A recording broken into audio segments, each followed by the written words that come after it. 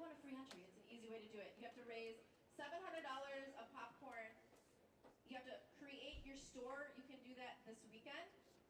And it starts tomorrow selling. So those that have created their stores, their popcorn stores, thank you for doing that. And tomorrow you can start sharing it around. So 50% of everything that you raise goes back to the Elite Youth Tour. So we'll be able to just continue to do more for you. All right, this weekend we're bowling 3 blocks. I think so, every year there's a little bit of confusion because people will email me what block is my kid bowling. All of them, everybody bowls all the blocks. So we're bowling 5 games, 3 blocks. I'm excited that these patterns were developed just for you by Kegel's Best, John Janowitz, who's also the PBA 50 Bowler of the Year. Incredible bowler, created these patterns just for you guys. Today, our second squad will start at 2. We got to be prompt because they have leagues tonight, so we got to keep moving. Tomorrow morning, we are starting a little early because I know you guys want to get home, some that have flown in. We're going to start at 8 a.m. tomorrow. What time are we bowling tomorrow? Okay, because if we come at 9, you're going to miss some stuff. We have a silent auction happening. All of my friends at the Lucy Devils gave me amazing signed jerseys. We have Andrew Anderson, Daria Payo, Kyle Troop, Liz Johnson. I'm going to close this auction today at 3. So if you're interested, get your bids in. We'll have another one tomorrow too. We have been brainstorming ways to get more U12 bowlers out here. And even if you're not a U12 bowler, this you can help us with. If you help us recruit more U12 bowlers, they will get half off their entry, and so will you. So if you're looking for half off your entry, that's a good way to do it. We're using Bowlmetrics today, so you can go to bowlmetrics.com. You'll find our event. All of the scores will be added game by game. You see a yellow score sheet behind your pair. You have to make sure that it has your score on it. Even if there is a parent that is kind enough to fill in everybody's score, it's still your responsibility to make sure it's accurate. Also, just worth mentioning, sometimes towards the end of the tournament, when kids don't think they're going to make the cut, they just stop writing their score on the sheet. We need those scores to finish Bowlmetrics. So please don't do that, and if you do, there's now a fine. But guess what? Since I've said there was a fine, not one person's done it. So it's working. There's a $25 fine if you don't fill out that score sheet properly. We're going to skip 2 pairs. We're going to go right. How many pairs are we going to skip?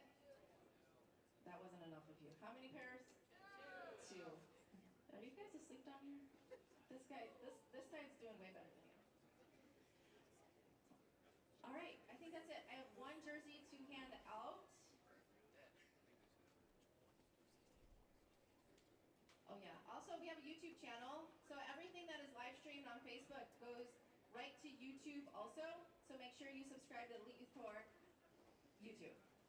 This jersey is for Caitlin Stahl. Come on down, get your champion jersey. It's so pretty. All right, and I have special guests back singing us the national anthem. Phil and Amy are here. Even though they sent Luke away to college, they still didn't forget about us. They are here to sing us the national anthem, and then we're going to turn on your lanes for 10 minutes of practice. Thank you for being here.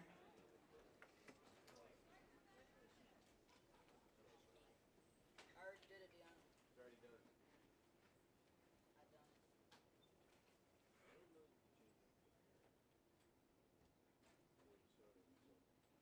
Oh, say, can you see by the dawn's early light what so proudly we hailed at the twilight's last gleaming, whose broad stripes and bright stars through the perilous fight o'er the ramparts we watched were so gallantly streaming, and the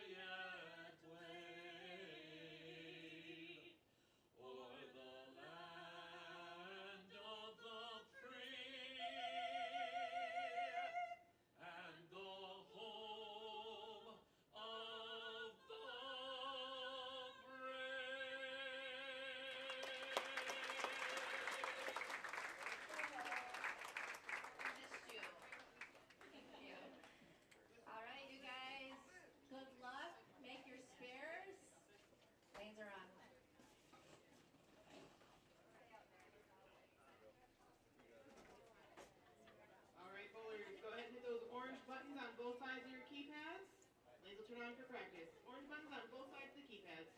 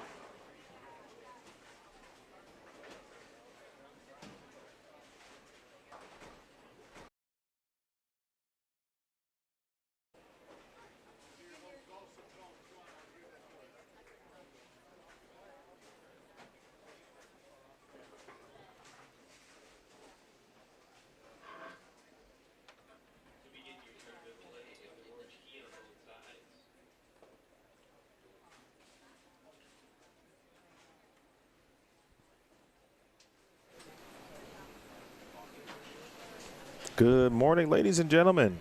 Welcome back to Joliet Town and Country Lanes in Joliet, Illinois. It's the first major of the season here on the Elite Youth Tour.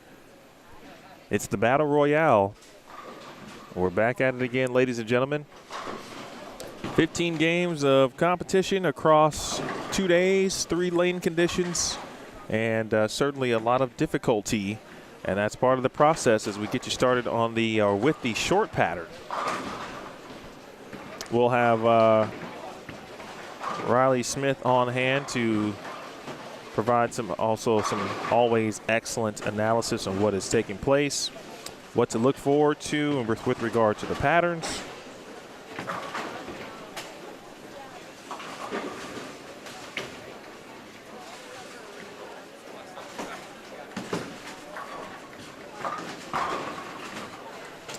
We are streaming live, of course, on the EYT Facebook page as well as the EYT YouTube channel. And if you have not subscribed to that EYT YouTube channel, you should, because there's a gazillion tons of content, to be honest with you. There's hours and plenty more. Our videographer, Pat Brown, is here, as he always is, for the Battle Royale.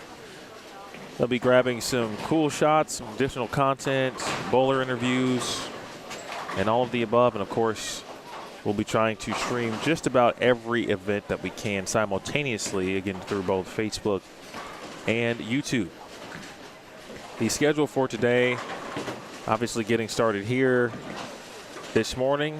We'll be back at it this afternoon at 2 p.m. Central Time. I believe our YouTube channel event is at 2:30. It's going to be 2 p.m. I'll change that.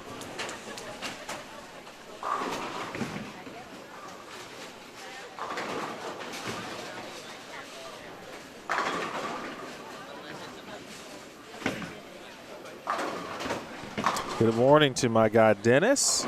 Mr. Hyman, always a pleasure. And hello to Carlos watching. I know we've got a couple of folks watching on YouTube as well. We welcome you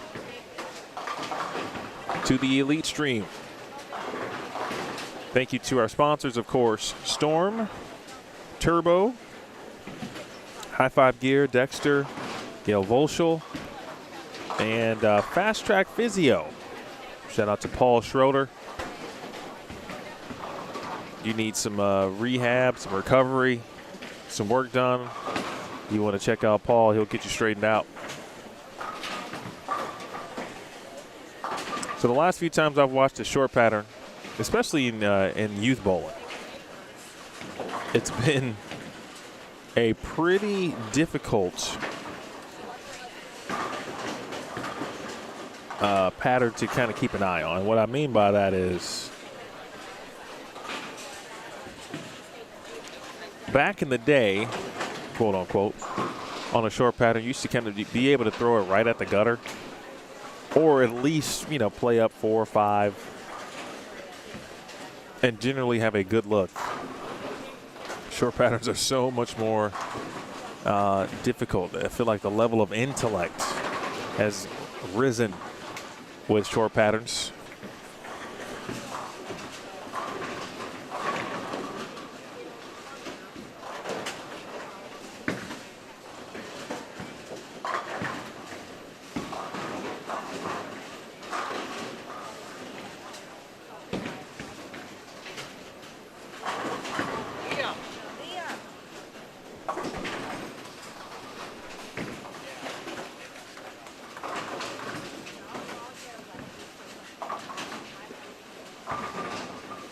Get you a look at what's going on a little bit next door. Got 31 and 32 dialed up to our right.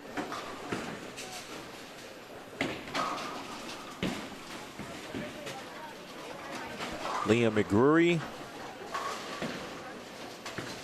We've got Jonas Przybylski. There's Nathan Cantrell.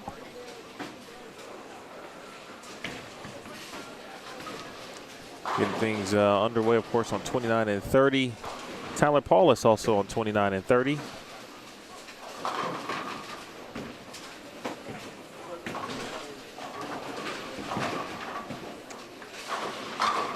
Ryan Carmichael.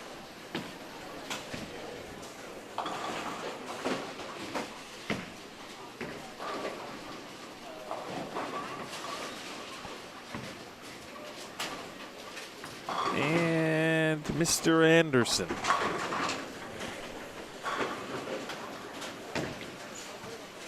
Nice shot by Tyler. But I tell you, the first couple of shots in practice, and can't take too much or read too much into the first couple of shots of practice. But I was concerned. I said, well, what are we bowling on today? Maybe it's way shorter than I anticipated.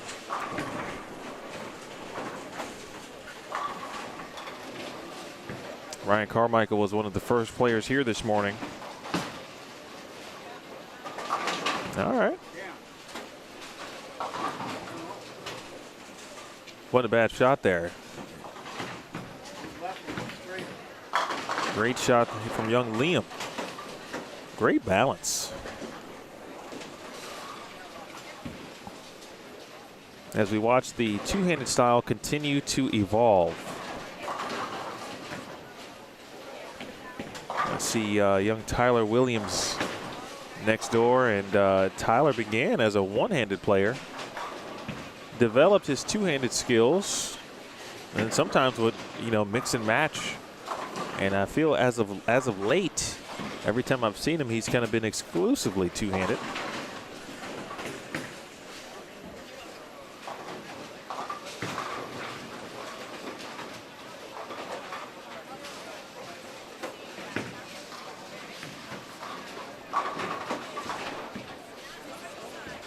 See what Mr. Anderson's trying to do there, and it makes sense.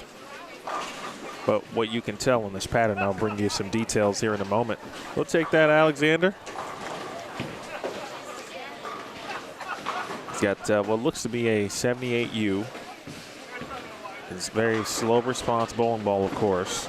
He's sending it away from the 1-3, so it's not quite getting up the hill. Now, he might see somewhat of a better ball motion if he squares up just a little bit.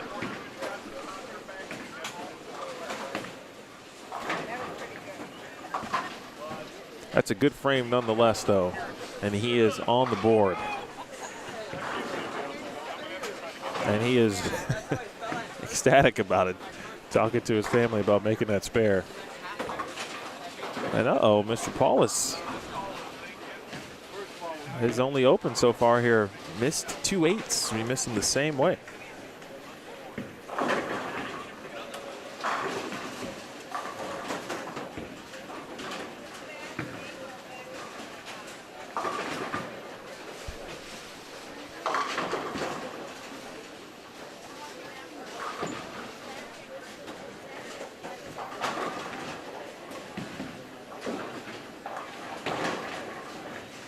Mr. Majors, good morning to you. I'm sure we will see you again at some point. As Carlos, we've got 27 through 30 and then 31 and 32 at the bottom right of your screen.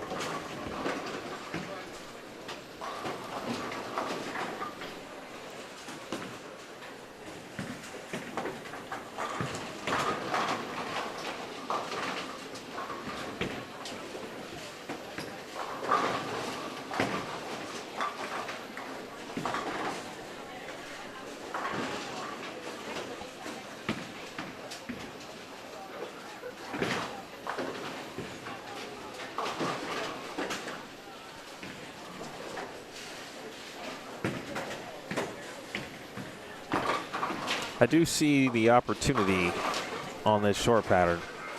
I could see somebody going 260, 270, not out the gates perhaps, but with the amount of urethane that is going to go down the lane,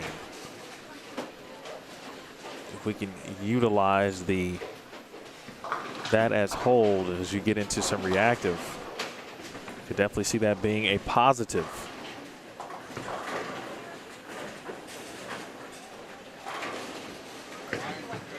Shane is rooting for Ryan Carmichael. Mr. Noskow is watching.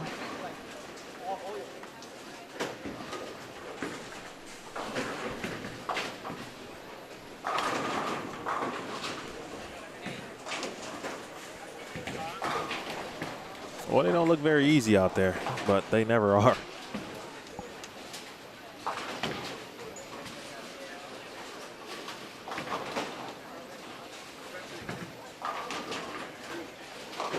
That looked like a pretty good shot there for young Nathan.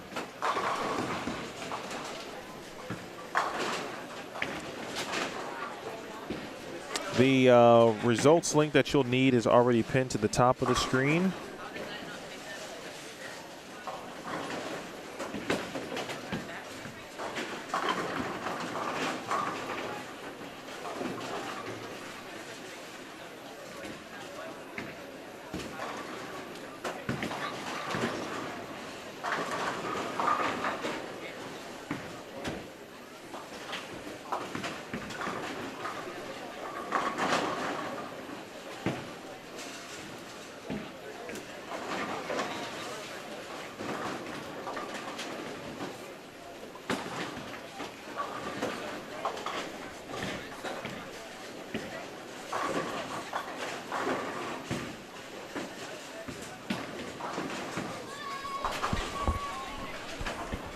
All right, we got some business about to pick up here on 27 and 28.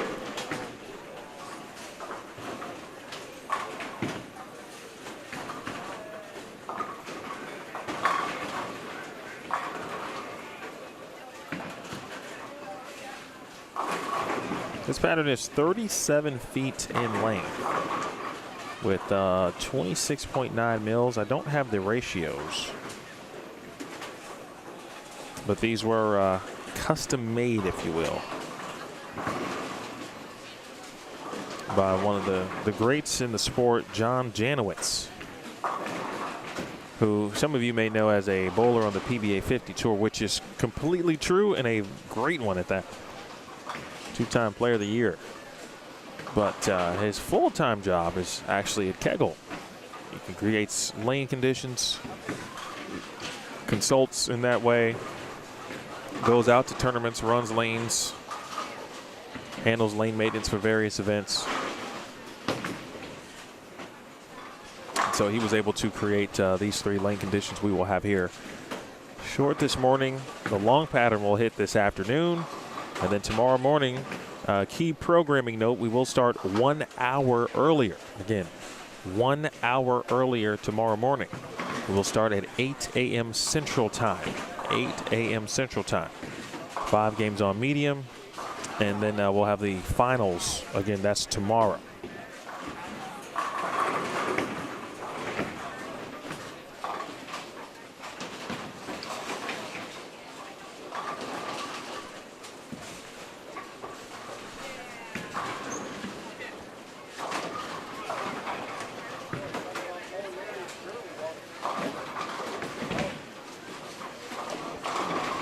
Four pin.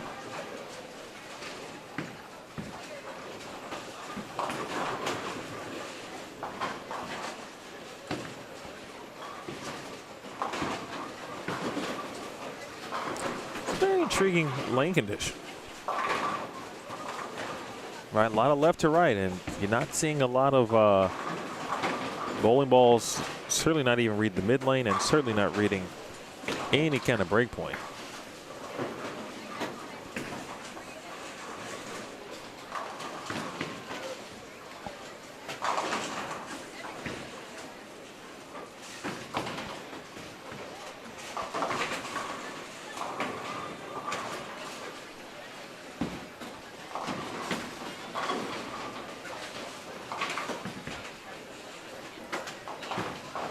It's a great test.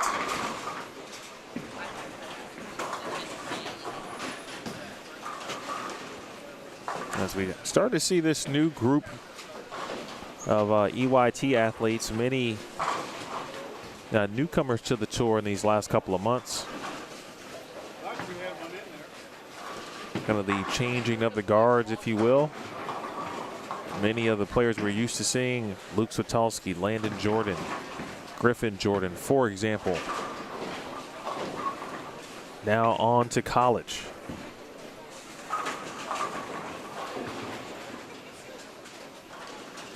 Now we step in and see the Nehemiahs of the world. Yeah, you're starting to see Eason He went from U12 and now in the U14 division. Tyler Williams is about to graduate high school in a bit. Here's Paulus.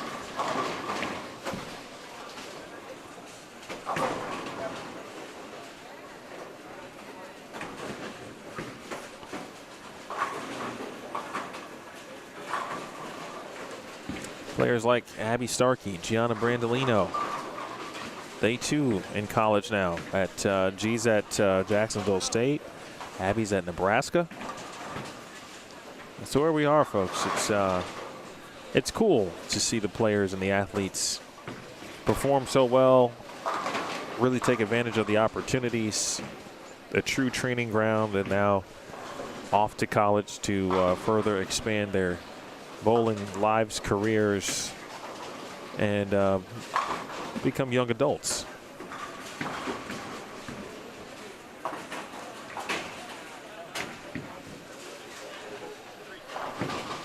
Someone like Autumn Strode set to take over that mantle, if you will.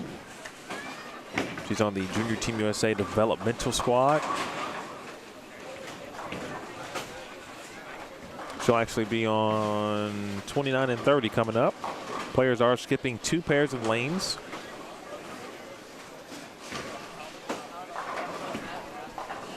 Just about everyone, obviously at some point, one or another, whether it's 27 through 30 and or 31 and 32, will be on a featured pair. That's an interesting lead there. The old, the 1-8-10? Is that what that is?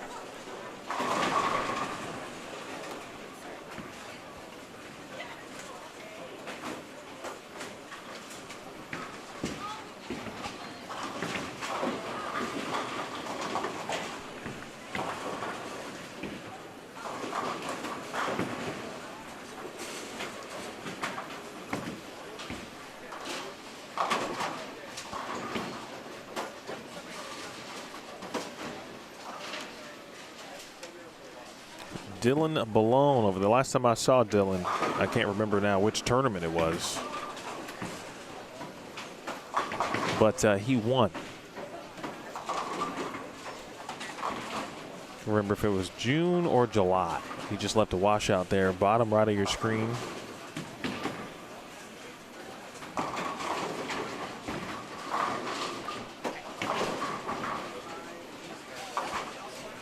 Game 1 will end here shortly.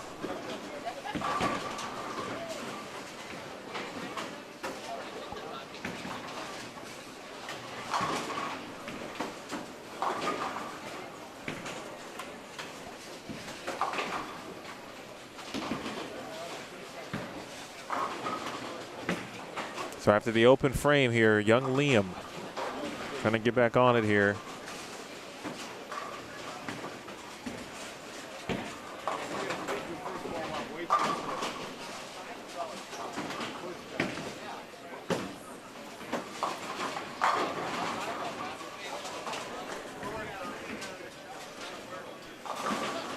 Let's see if he'll give the 2-4-10 a run. He will. It's on line and it hooks right at the end of the pattern. Lets you know that it is indeed short. All right, got to regroup here. Don't want to let this one get away.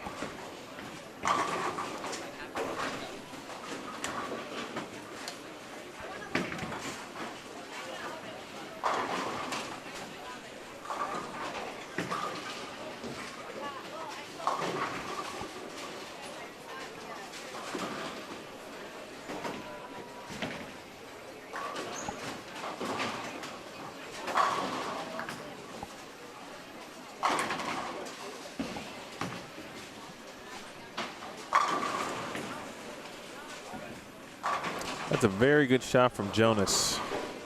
He's trying to save 170.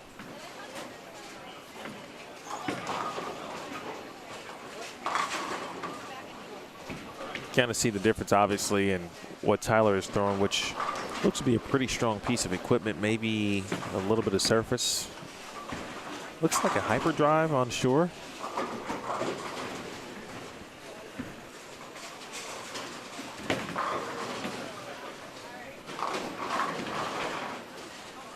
So when Mr. Carmichael steps up, he'll have a chance to get to 220.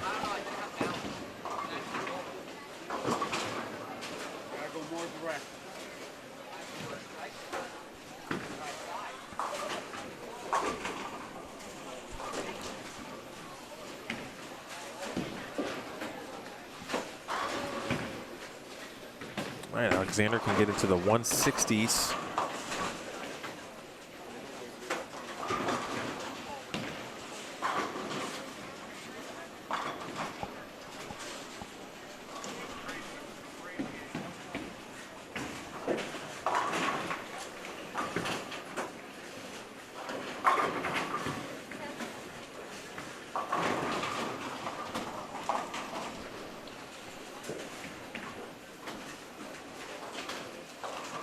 All right, and Ryan says, hold on a minute.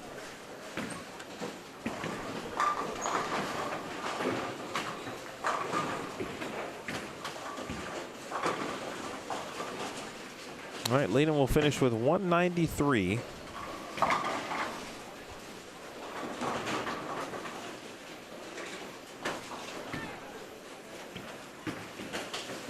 Yeah, David Middleman.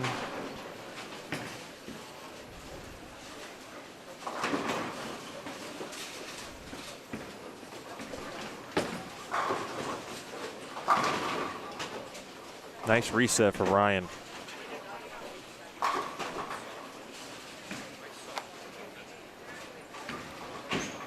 He's currently in the 2 teens. One more puts him in the 220s. We've got, looks like several groups of 4, pairs of 4, and maybe, looks like a handful. Actually, maybe half the building. Pairs of 5s and half the building with pairs of 4s. I do see a front, what looks to be 8 at least. Nice.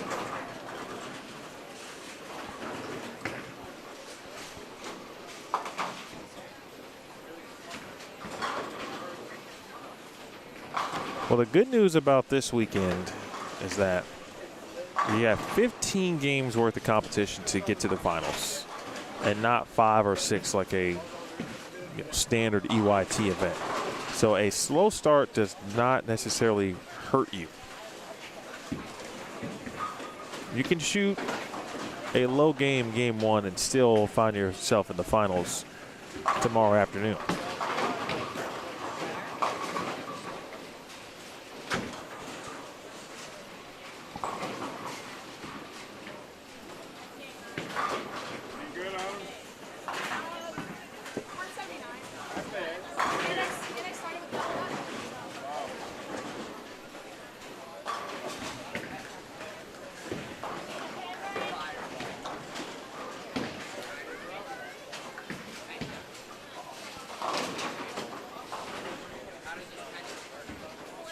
All right, that's going to do it here for game 1. We're all done over on 31 and 32 as well. So game 2 is next. And it looks like the competitors on 29 and 30 are just about ready. So we should be rolling into game 2 pretty soon. Then on 27 and 28, looks like we'll have our first group of 5 on 27 and 28. That is coming up next.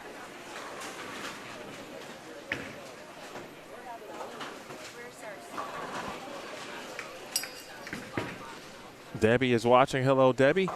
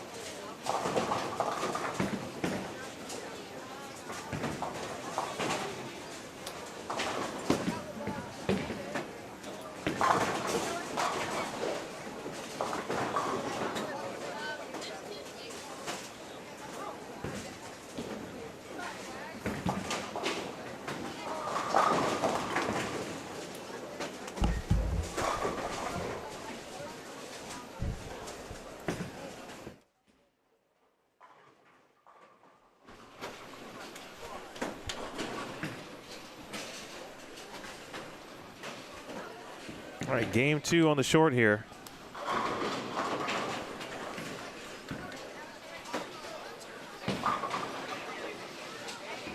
Olivia Matisiak, Elliott Gordon, Leah Johnson, Autumn Strode.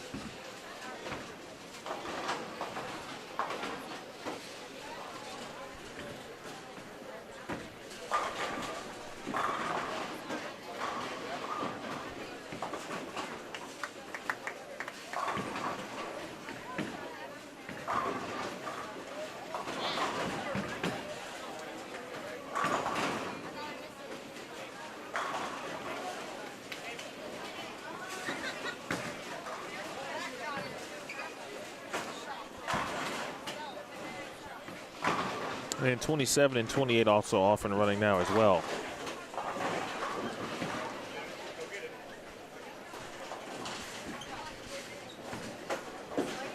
Young Logan Jennings. We've got Alexander Santalese.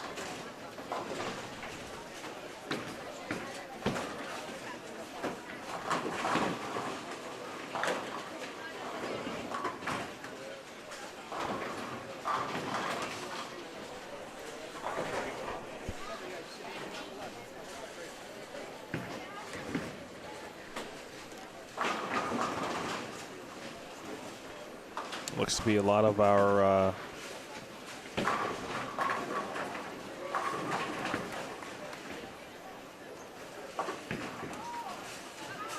U12 boys with Logan Alexander, or two Logans actually. Logan Stimick and Logan Jennings. Ryan Learn. And is Caden on this pair too? We'll find out.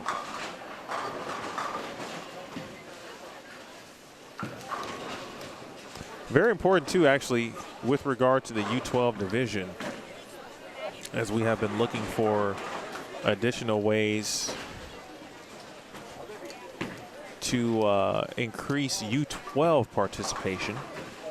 And so if you know a U12 bowler or parents, really the parents of a U12 bowler, boys or girls, and they may want to bowl, you'll get half off your entry if you bring them over to compete.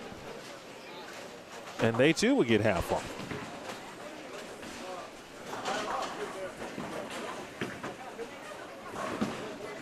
So again, if you know some U12 parents out there, maybe thinking about into some higher level competition with regard to youth bowling, and you want to give the Elite Youth Tour a try, there are some opportunities to receive half off not only their entry, but yours as well as a referral. It's like a referral program. Santalese. Good shot.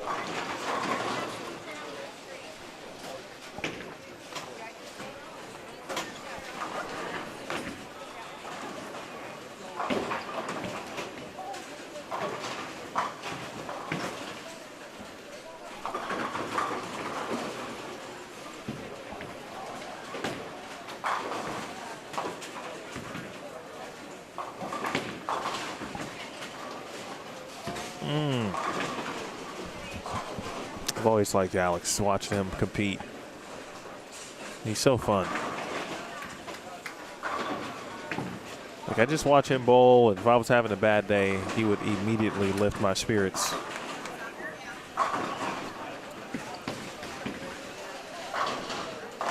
Where's everybody watching from today? And who are you rooting for? I already seen a lot of Ryan Carmichael. Looks like Miss Lauren is rooting for young Leah here.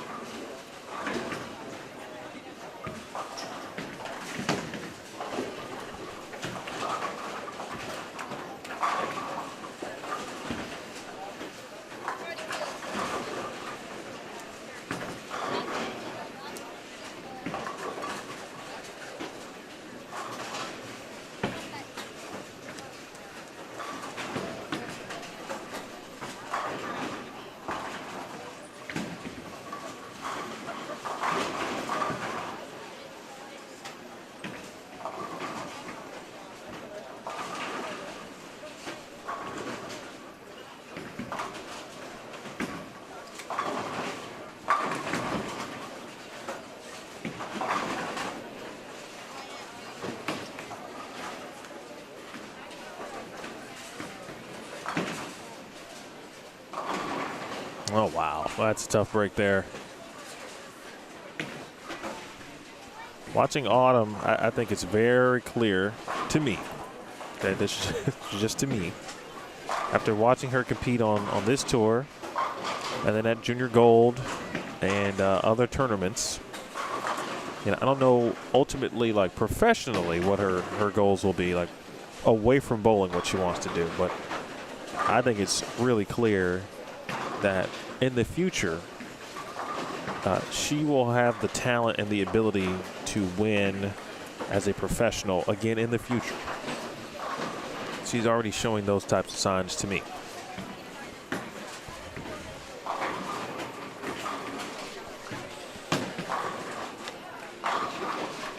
Tyler Williams over there putting in work. Double on 31 and 32. And maybe Tristan Wilms. Well, no, Tristan not looking at a four-bagger. Somebody over there's got a four-bagger. Caitlin Stoll received her champion's jersey. She's at the bottom of your screen there on 31.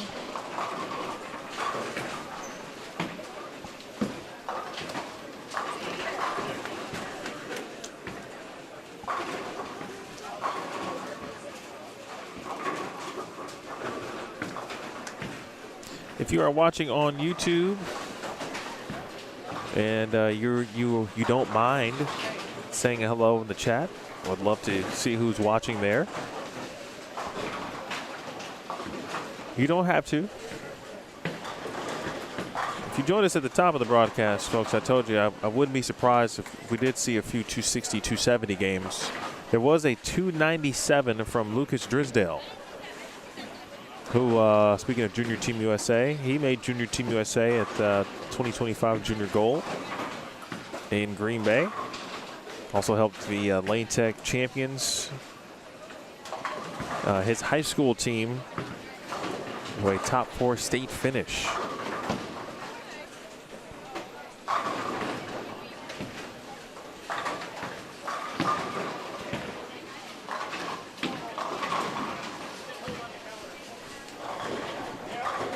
I'm seeing a couple of pairs that actually might be the one that Lucas is on.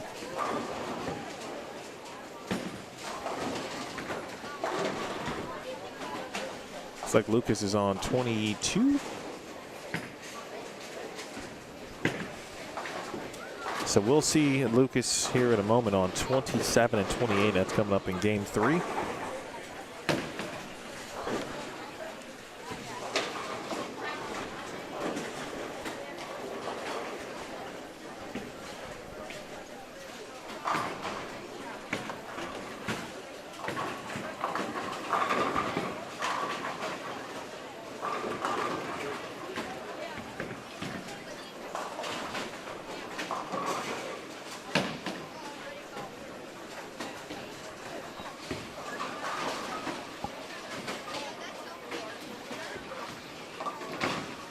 Oh, come on, Olivia.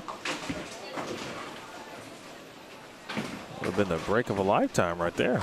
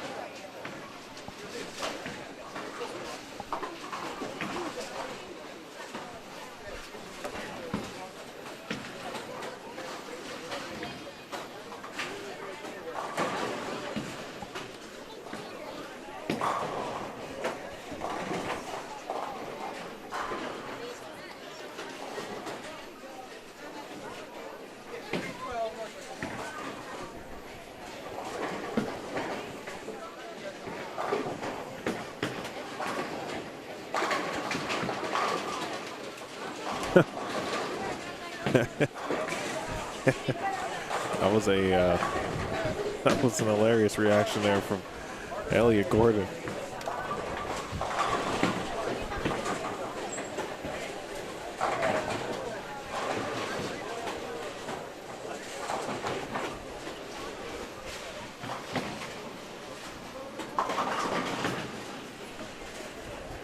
Elliot won 2024 U15 Junior Gold Championship.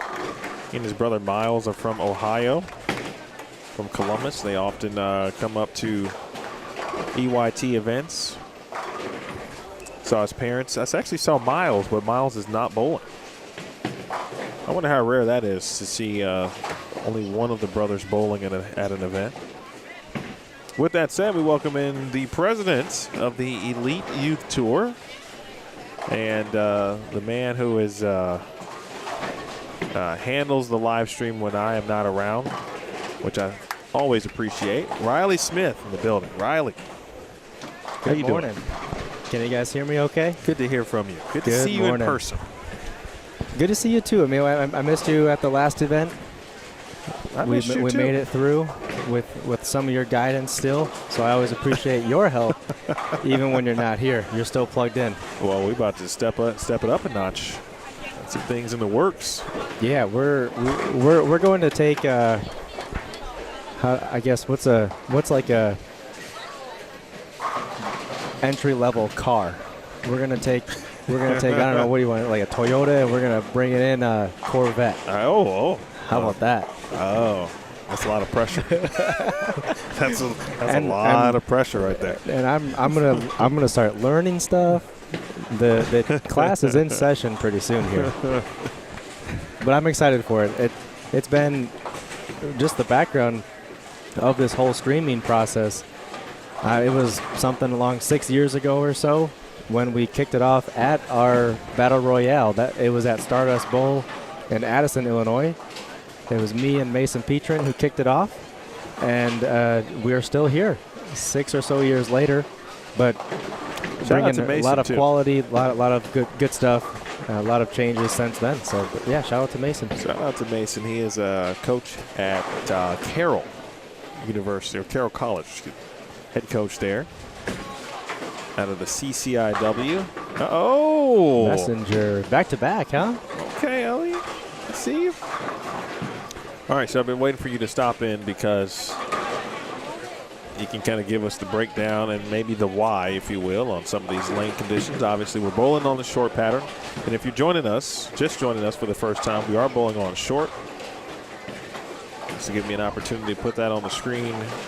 I didn't get a chance to see the ratios. In fact, I'll ask Riley, is the full version of the original pattern, my bad, somewhere? Yeah, I could. Can you send Can I send that to you? Yes, you can.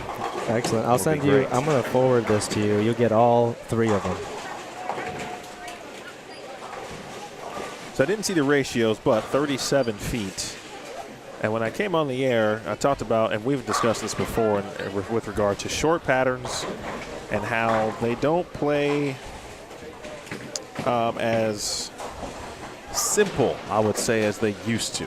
There's so many tricks now that you can put into a short pattern that makes you believe you can throw it right to the gutter and watch it hook, but you do that and there's no hook at all. Yes. I've seen some players do that already today. Yep. Through 1.5 games. So what are the items to kind of pay attention to on this pattern? Sure. So real quick, you mentioned nowadays short patterns versus what you're talking about was, I don't know, 5, 10, 15 years ago short patterns, and the huge difference is that we've got machines that can literally place oil on, inches of where you want it to be on the lane, and also the development of our knowledge on how to put out the oil for a short pattern. Previously, short patterns, you could essentially call it, 10 or 15 years ago, it wasn't so much the urethane movement, but you could throw kind of I'm being facetious here, but you could throw any bowling ball that you wanted, just as long as you got it to the gutter, and it would come flying back, and you could throw strikes like you could never believe. Then it transitioned into urethane, and still the same thing was going on. As long as you were somewhere right of 5 as a righty, you were going to get that ball to react, and again, you were throwing strikes and messengers like you wouldn't believe. And now here we are today with an awesome pattern from John Janowitz. So today, like you said, 37 feet, and it's a 2.14 to 1 ratio. The tricky part here is with it being on the shorter side, it today is not the case of throwing it to the right, throwing it out to the gutter, or if you're a lefty, throwing it straight to the left. and expecting the ball to come back. John has done an awesome job, particularly placing oil in different parts of the lane, which we'll get to, that is causing some confusion and difficulty here on making the pattern very challenging. So essentially what we're seeing is if you are very far right and close to the gutter, sometimes it's going to come back, but we might see a lot of gutters today. It might fall off and end up in the gutter. And then if you move a little bit left into the next zone, maybe second arrow or so, that's over under. It might hook, it might not.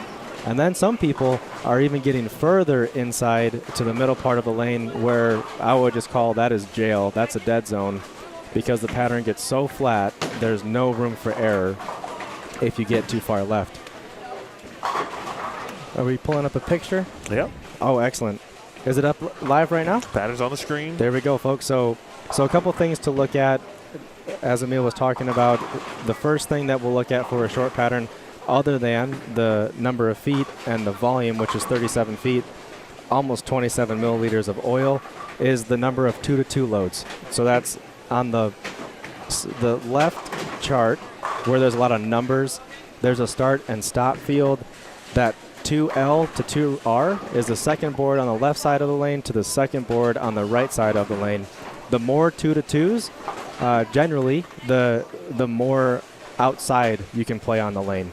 And on this pattern, there's only one load of 2-to-2, which tells me immediately the gutter probably won't play. The next thing that tells me the gutter won't play is the center that we're at. Topography comes into play. It's well known here by local bowlers that the gutter and short patterns don't play easy here. Just something about the topography. Some places play easier, but this place is hard from the gutter. And then 2.14 to 1 ratio. It's symmetric on both sides of the lane. So lefties and righties are essentially the same oil as out on the lanes. Topography will play a factor. I think two other things that I want to mention here with the pattern, and something that John was very smart about, is the amount of forward and reverse oil. So when we see a high amount of reverse oil, which is the case here, reverse oil is 13.8 milliliters, forward oil is 13 milliliters, so it's a little bit more reverse oil. What happens there is it's, how do I explain this? It's physics and it's friction. So if you have ever shaved before, you go with the grain instead of against the grain. That maybe is a good comparison. When we have reverse oil and the ball goes down the lane, your bowling ball is going against the grain. So it's going to slow down faster. It's going to create more friction. Whereas forward oil, it skirts and skates a little bit more. It's more smooth, and it's going to get through the front part of the lane very easy. So that's one characteristic of this pattern. With a lot of reverse oil, we're going to create friction sooner. Already being at 37 feet, that's a lot of friction on the lane. All right, the last thing I'll mention is the shape of the pattern. So generally when we look at a pattern, it's going to be that dark blue, light blue, and medium blue that we look for. And then we look for areas on the chart that has a long strip of dark blue or medium blue. What that means, there's a long strip of oil, which would allow for a little bit of hold. If you miss a little bit left and you end up on that strip of oil, the ball should flutter a little bit more and hold the pocket a little bit easier. On this pattern today, it is essentially a symmetric taper of that dark blue and medium blue pattern, which means there's not a lot of hold. So, in summary, this pattern is playing very hard. I expected it to play hard, and it is a shot that you need to be very consistent with. Straighter angles is what I'm expecting. I'm not expecting anyone to just park it on the gutter or play inside and have success. You've got to have straight angles, manipulate it with your hand and your rev weight. That's the synopsis, I think, what I've seen so far in game one. Elliot Gordon is doing a great job. Lucas had 285 his first game, did a great job. But we're also changing pairs, so we'll see how the rest of it plays out. Nice breakdown.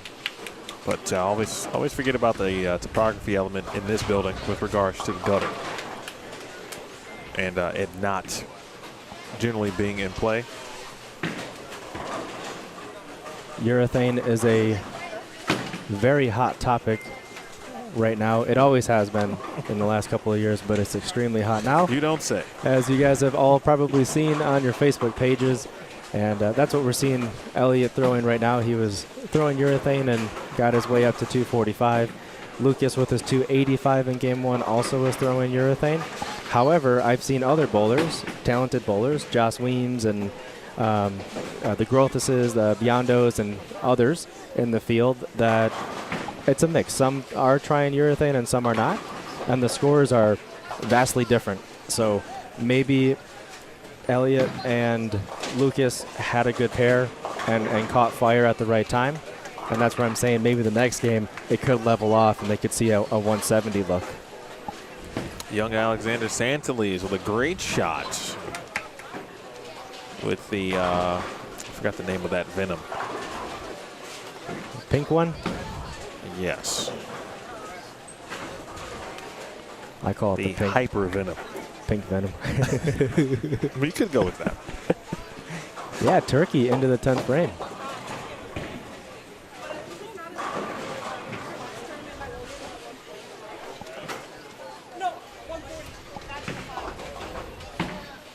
So the high game around us, Mr. Gordon's 245.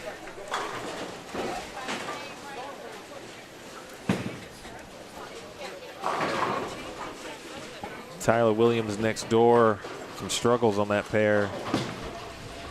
3 splits, he's going to try to get to the 150s, and he's got to make the spare to get there or have a chance to do so. Did Tyler choose two-handed or one-handed today? I haven't seen it yet. He has been bowling two-handed from what I have seen. All right. It's good movement there from Logan Jennings.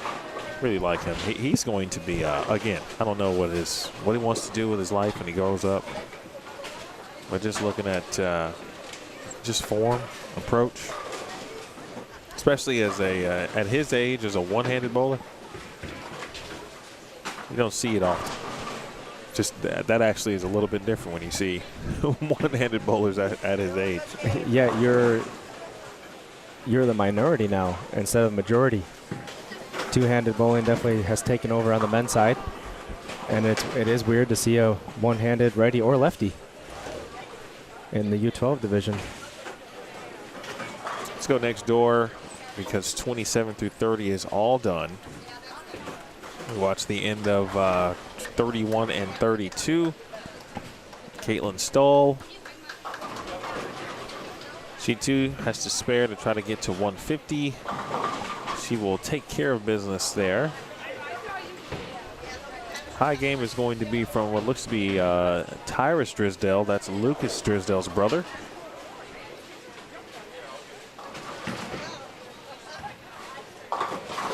And a washout, was looking to convert. Cannot, but he does get to 204. It's going to be 149 on the nose. I was saying, Riley, and you know this, obviously, with 15 games this weekend, not just a normal 5 or 6. Not that it's okay. You don't want to get off to a slow start, but it is okay to get off to a slow start today. Yeah. Because you might get to a pattern that's maybe favors your style or you're comfortable with, whether that could be the long pattern, it could be the medium pattern. And so there is still time to make the finals amidst a slow start. Yeah, absolutely. You'll see it every year at our tournament, the Mini Junior Gold Battle Royale Major. You see it every year at Junior Gold and elsewhere. There's going to be bowlers that absolutely hit the short pattern. Someone in our field today, wouldn't be surprised, averages over 225. Like, it just kind of happens. Sure. Not everyone's going to do that, but to your point, if you're starting slow and you get off to a 180 average or a 190 average, something like that, you're right. You've got a long pattern that comes up next that might play to your strength.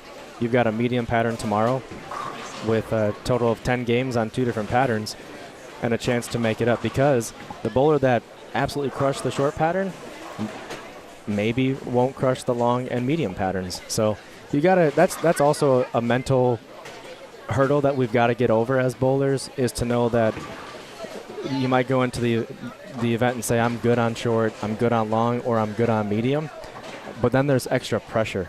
Like, I didn't bowl well on short, I'm good on long, I have to do well on long. Extra pressure mentally is put on yourself, and that's something that we've got to get used to by bowling more and somehow acclimate ourselves mentally. So we got some bowlers in front of us, and I feel that they may be in a situation where they're unsure if they should start bowling. And that could be making sure they have everybody, making sure they're on the right pair of lanes.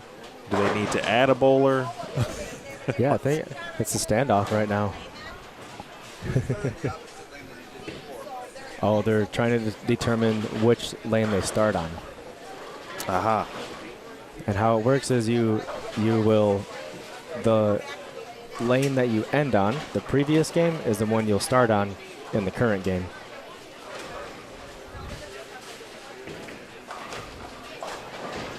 Well, it looks like Skylar Petts is going to get us started.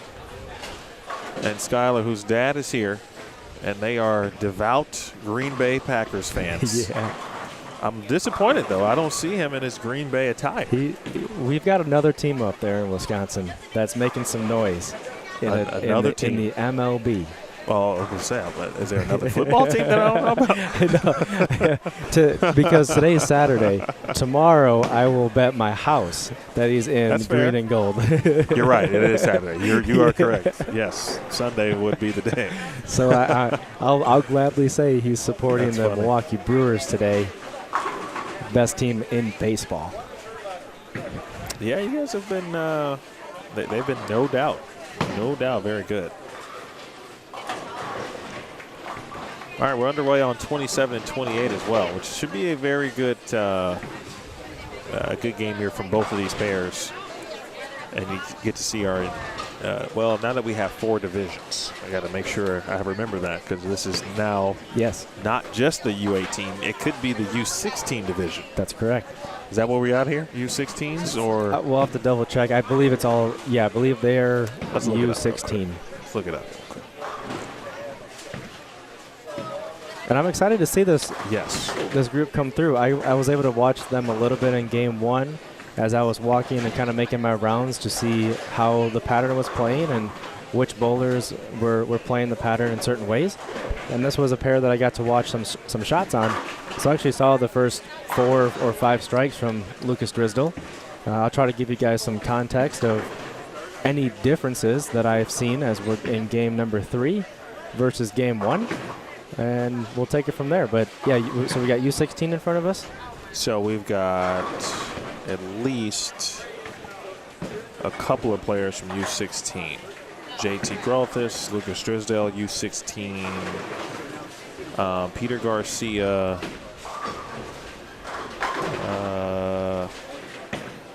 I don't see Ben Dahls. There he is. Yep, Ben and Anthony Swanson.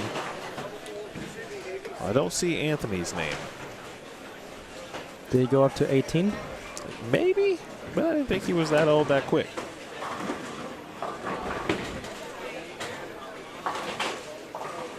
There he is. He is in U18. Wow. Time flies, huh? I think he is a junior. Wow. At least in high school, so that would make sense. And I forget, it might be 4 or so years ago where he dominated at Junior Gold. I believe it was a 2nd or 3rd place finish.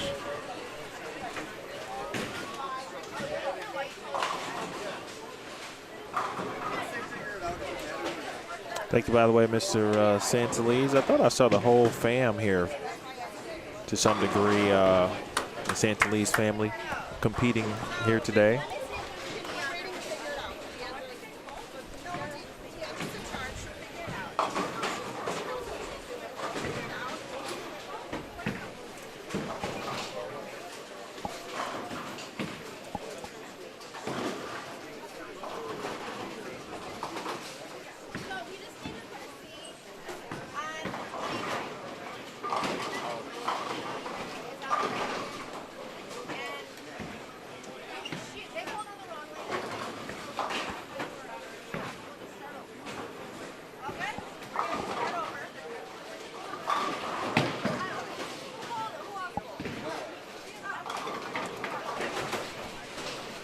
right, so 29 and 30 is being figured out. Yeah, the confusing part that we had was bowler C was located on the right lane. It should have been on the left lane. Yeah, that was ended up being a simple fix. Not as simple as that A-pin that was just left right there That one hurt. from Lucas Drisdell.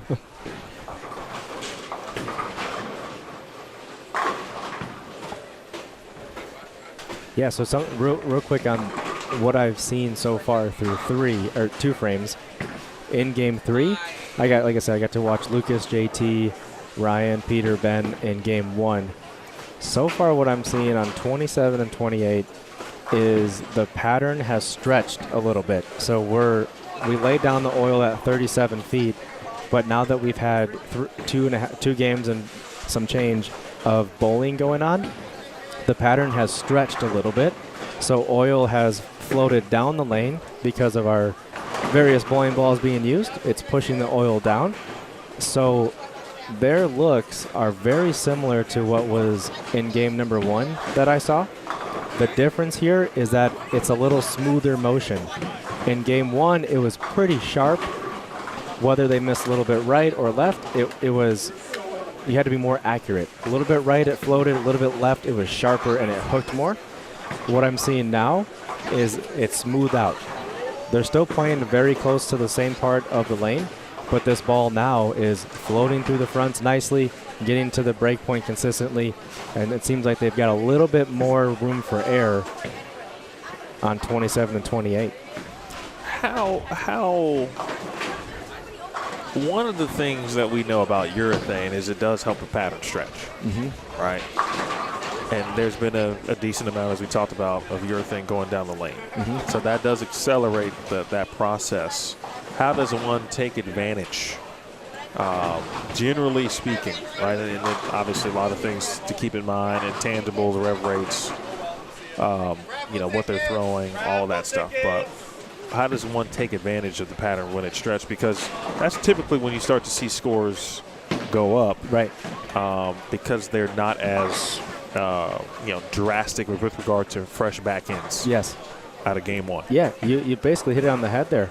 Just the thing to add onto that is, since the pattern gets stretched, you have more hold, and the oil goes further down the lane. The ball will float a little bit more, and it's going to blend that pattern out. So you just have more hold. You've got a little miss room left if you're a right-hander. If you miss a slightly left, it'll shim. We call it shim. It'll hold and not hook as much compared to when it's fresh oil with fresh back ends. That's an advantage. On the other side, I've been bit many times because of urethane being thrown, where it actually messes up your ball reaction. Sure. And I've not been able to take advantage of it many times. And that's because maybe you're a little bit further left than where the urethane is being thrown, and now you're going across it. You're basically going over a speed bump, you're on flat land, and then you're coming back left over a speed bump again. And that really messes up your game plan. You got to go back to square one and try to find something out. Sometimes it means doing what the urethane is doing, and sometimes it means actually staying in the same spot or part of the lane that you previously were in and switching to a stronger ball to accommodate for the extra oil down lane. I've got bad memories of it, though. We were in at Nationals in Las Vegas at South Point, and we were staring a doubles potential for two of our teammates, myself included, at a doubles eagle and a team all events eagle. We were staring it in the eyes after this was, I can't remember the year. I want to say it was about 4 years ago. Okay. We were crushing them as a group. We got off to a great start. We were throwing urethane. It was somewhere on the gutter, and all of us were lighting it up. 230 was our low game. 250 was somewhere in the high game. All three games for four of us in the doubles portion. And then the dreaded urethane carry down happened. And our urethane look went completely away. It was hooking way too early in the front part of the lanes, wasn't doing anything in the back end. So we had to switch and try to find an asymmetric bowling ball, a little stronger bowling ball. How are we going to combat this? And we barely shot, if we did shoot 600 in singles, and a good chance at an eagle went crumbling away. So take that as a learning lesson. You might be able to hit doubles with urethane, or you might be able to hit games 1, 2, and 3 with urethane, and then the following games with transition, you could totally shut yourself out. That's a kind of a sad story. Riley. It's bad memories, man. But like you gotta, it's great that it happened early on. We've learned from it as a team. That's where it's most important is in team bowling, because you've got the 5 guys or 6 guys on a pair, and you're all fighting for the same title. Now individually, like today, I'm moving pairs every game. If I mess up the people behind me, I'm not too concerned about it. Right. You know. Riley Smith, Emil Williams Jr. here with you. We've got the Battle Royales, the major. Well, the season typically only one, but in the past there's actually been 2. Was it last year? Was it Rochester last year or 2 years ago? Ooh. My handy dandy calendar will help me out here. I've learned that I have no sense of timeline. Like I just told you a story that I said maybe was 3 or 4 years ago. True. I don't know. It could have been 6.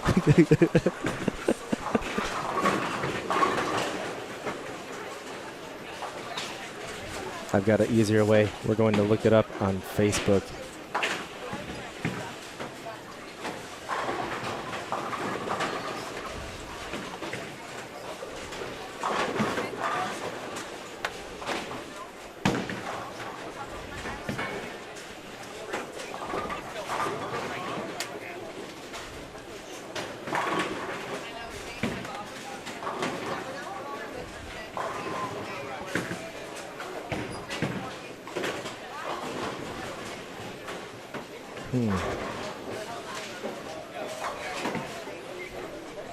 By the way, Kyle Zaremba says, fall weather, college football on TV, and Riley Smith on my phone screen. I agree. Kyle Zaremba, KZ's in the building. In fact, it was, I walked outside to get my water out the car, and the brisk fall chill hit me. Swanson. That was also brisk, but not the way you'd like. It was a brisk 7-10 in the face.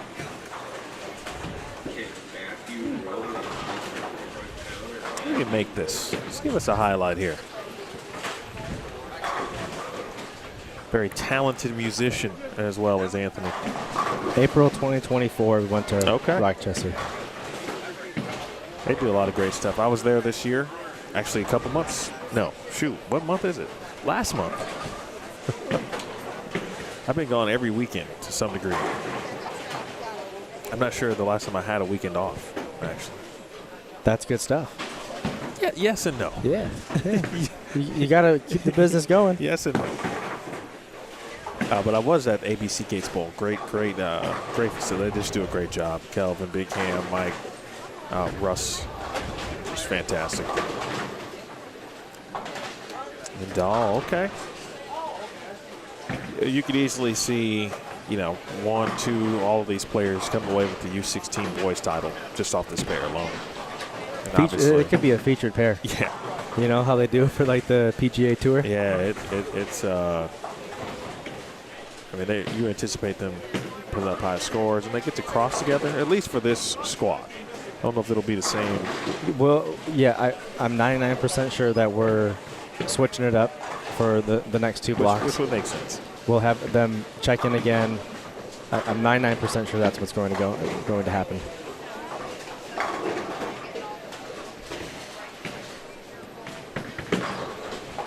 We were north of 80 entries last time I checked yesterday. Not sure what our final number was that we settled in on. I can get a calculator. We go on bowl metrics. But we had 5 in U12 boys, 4 in U12 girls, 9 in U14 boys, 7 in U14 girls, 20 in U16 boys, 7 in U16 girls, 27 in U18 boys, 10 in U18 girls, and our U23 division also with 7. 96. 96. And Dahl. Very smooth. A smooth southpaw. Ryan Richter also on this pair. Sporting a Mardi Gras theme jersey, which is that's pretty cool. It's the second one in a row I've seen. Not here. I saw one at the Longview Doubles. And then someone said they may have gotten it from the Open Championships. Oh, yeah. Which made total sense. Yeah. Because that was held in Baton Rouge, Louisiana. Messenger. Love to see it. Okay, JT sending the messengers. Sarah. Great shot.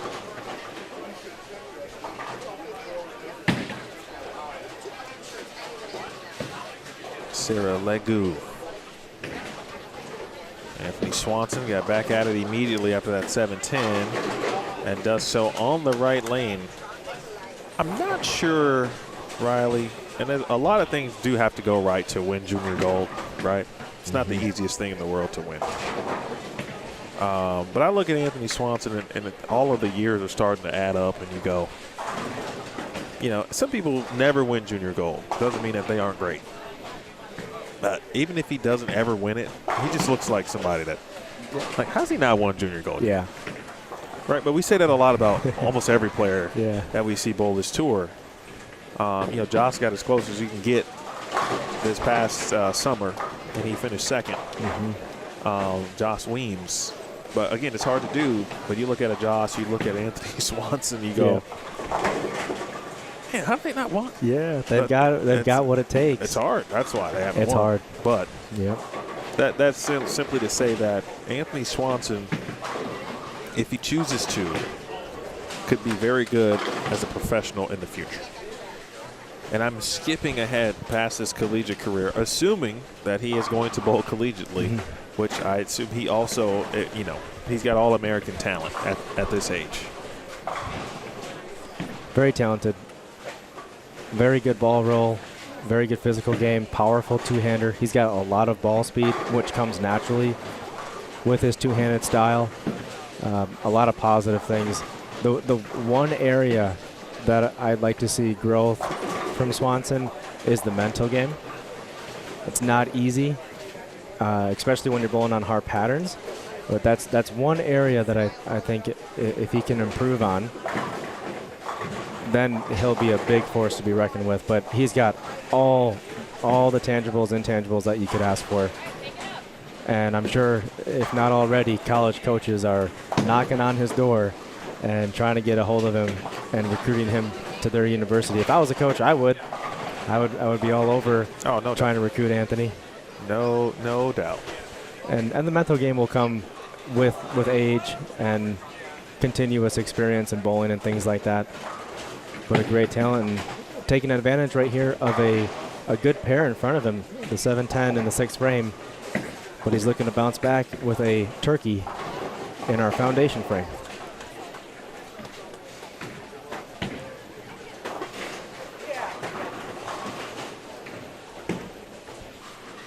Nice shot. Soft off his hand, nice and smooth, not doing anything too extra with it.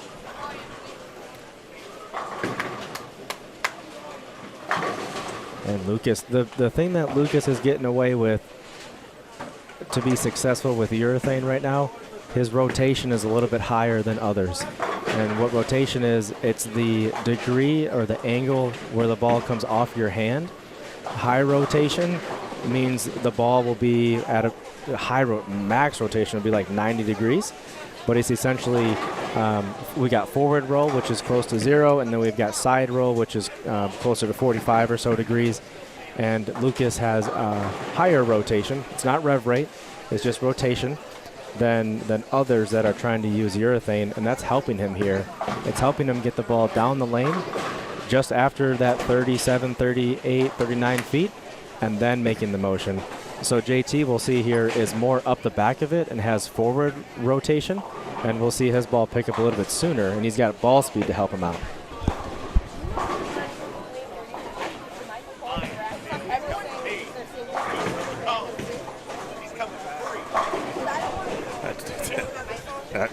I'll go too. I'll go too. It's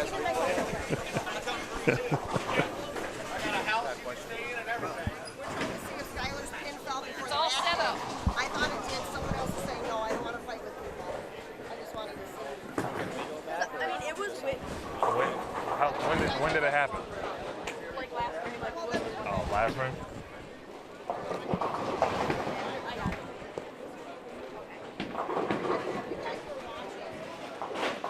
I did not see it.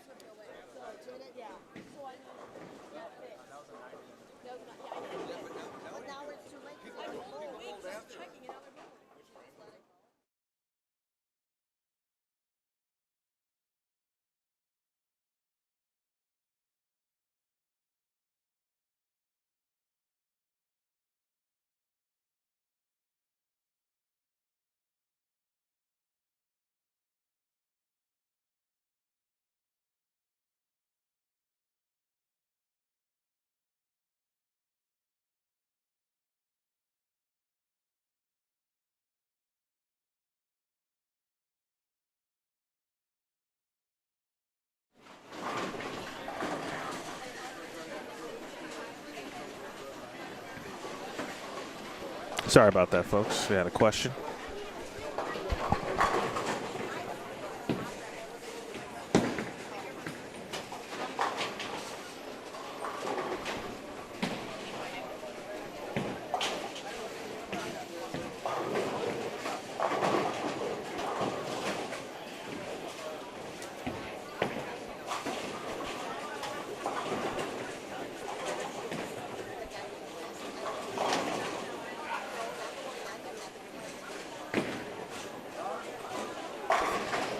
How about Ben?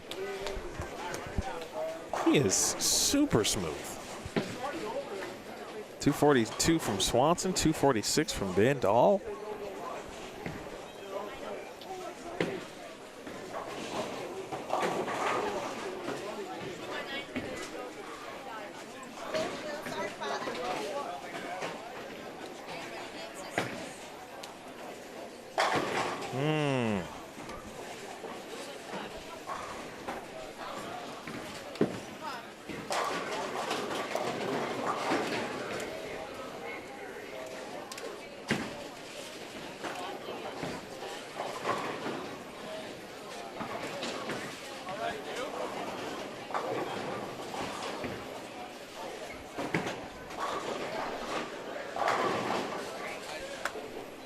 And Drisdale wraps the 10 pin. He's going to be in the 2 teens. Boy, JT, that's one of those, I feel like he threw it way better than the score says. But he's going to the bag. Looks like he's going to be on the hunt for a different bowling ball.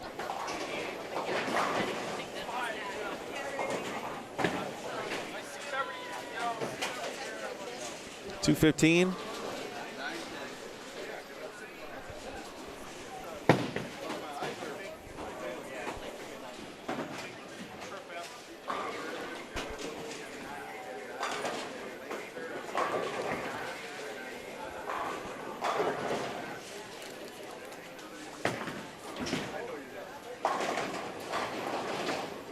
All right, so Skylar is going to shoot a 9-pin. That was respotted for her. Shout out to the Pets family.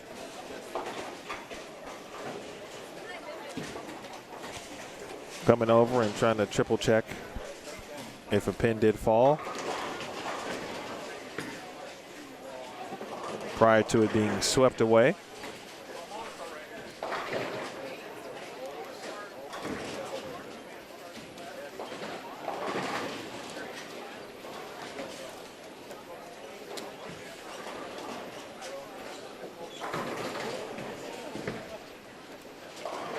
Over on 31 and 32. Our U12, what looks to be most of our U12 girls.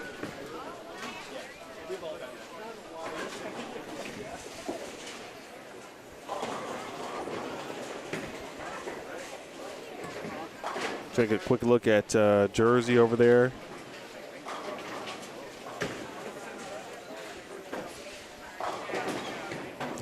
All right, Jers will carry that.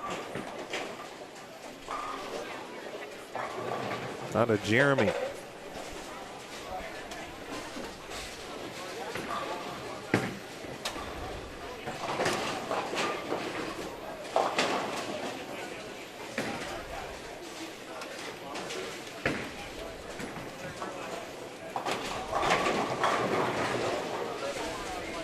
Emil Williams Jr. here with you. Riley Smith.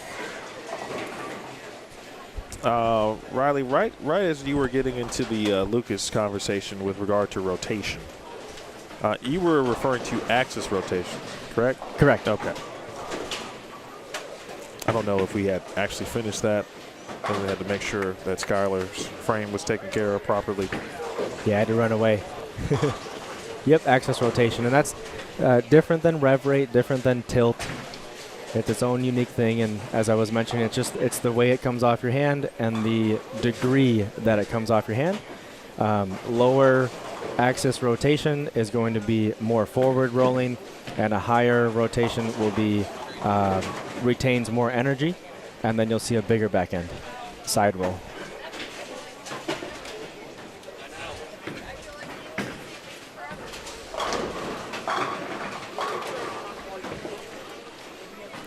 That slower ball speed certainly helps right there for Jeremy.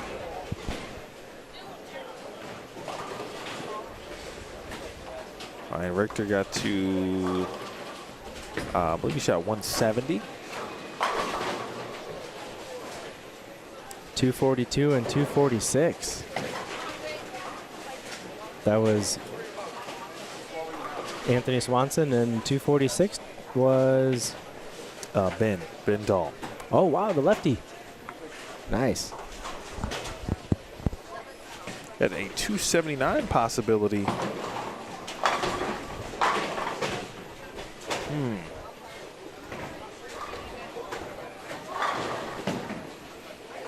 Looks like someone in our U14 division. U14 boys, to be exact.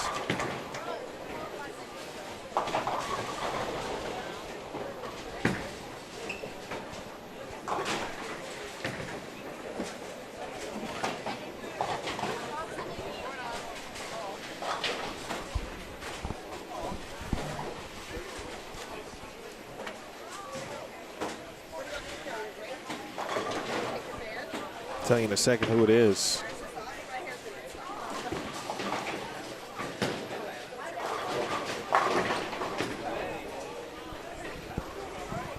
Looks like Teague.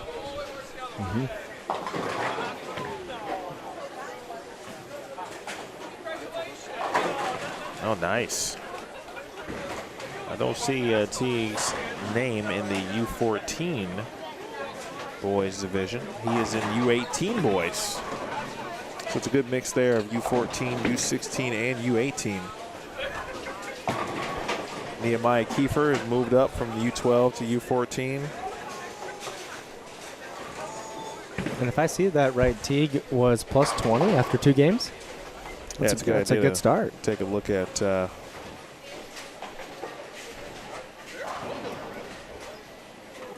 Click the details. U18 boys. Wow. Good start for Teague. Yeah, 215, 225. And he is in the 11th frame, second ball in the 10th. If he strikes, he's in the 270s. Oh, looks like he got away with it to the right. One more strike, we 279. That's a great start. The guy's got the full-on headband. If you're at Junior Gold, I don't think this is what Logo Infusion had, but Logo Infusion did have these headbands at Junior Gold, as you came across their booth at the trade show. And they look just like his, that they tie in the back, keeping that perspiration out of the way. And why not? Because he's putting up 270 plus here. Nicely done.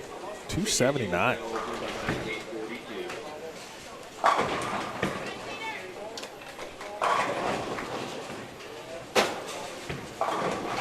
So Lucas Drisdale, who did have the lead in U16 boys, added 15 pins to his total, so he's at plus 132. That should be a pretty cool race to the finish. Just looking ahead, Ryan Carmichael started very well. In fact, Ryan was he shot 227 on 29 and 30, then went down a couple pairs and shot 244. He's 71 over after 2. Sebi Vetter 37 over after 2. JT 185, 237, 180. JT Grothus, that is.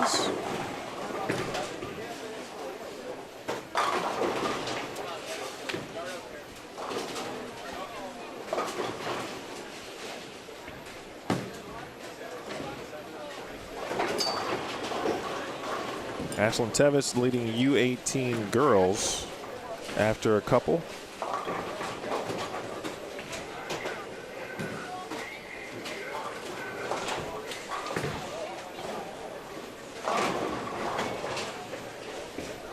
Young Zane Shawkensey, who used to be so much shorter. Talking about the height and the growth spurt. His dad coaches collegiately.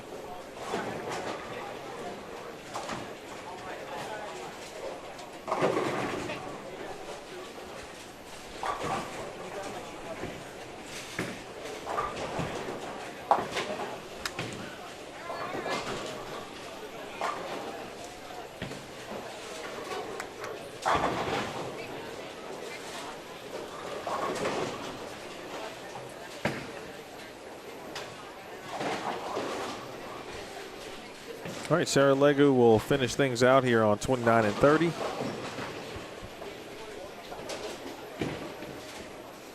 And then we'll actually see Mr. Green. Teague Green will join us on 27 and 28. Legu. Oh, get out of there. I think that was a 4-pin. So Sarah coming off a nice 204 game in game 2. Starting to get putting together a few games here, but again, Ashlyn Tevis was the leader in U18 girls after 2 games.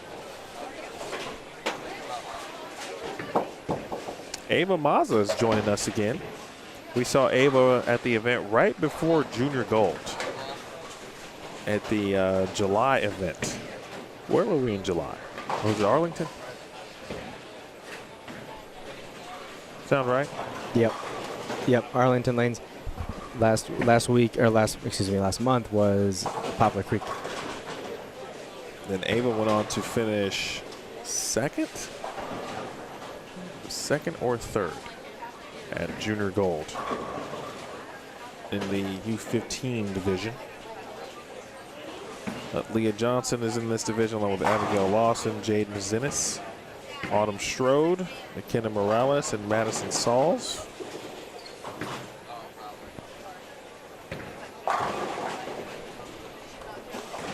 U14 girls, Olivia Portillo, we haven't seen in a while.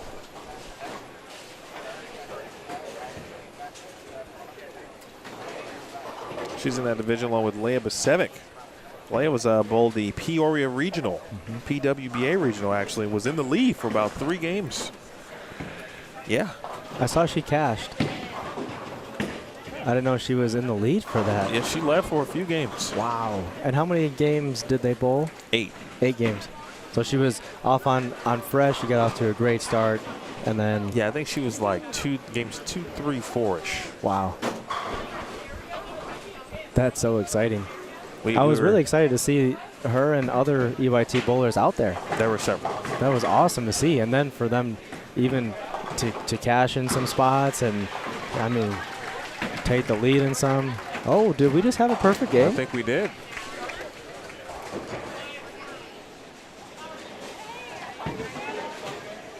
I just saw that gentleman too. I believe it was Devin. Ooh, we had Pat down there with the camera. Yeah, Pat got that. I don't know what pair Lucas was on, but Devin was in that same vicinity. And so the pairs like in the lower teens, the 16, 15, 16, 17, 18-ish range. We're skipping 2, I think. Yes, let's go backwards. Seem to be some good, One, two, pairs today. Oh, I lost count. 1. It's really hard to do this on an angle.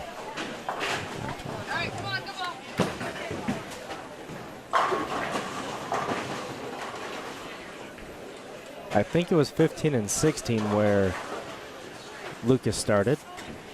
It was Devin McKiskey. That looks like it was maybe 19, 20?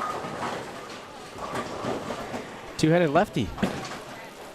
And he's coming over to, what is that, 23, 24? So we will see him in game number 5.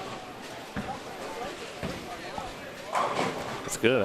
That's a good way to end the block. Speaking of game 4, the pattern is it is there for some scores. Obviously, it doesn't have to be said, but we saw it. I actually mentioned it in the first couple of frames in the previous game where we saw Swanson and others. It is blended out. The pattern has pushed down, as we talked about. It's not as crisp in the back ends, and it basically has made the shot a little bit easier than when it was games 1 and 2. So here we are in game 3 and 4, starting game 4, and that blending of the pattern, a little bit of carry down, has made a world of difference for our scoring pace.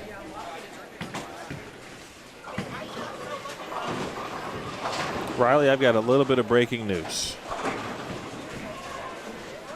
And drum roll. By the way, Shauna says, "Let's go, JJ." Uncle Goober watching from Vegas.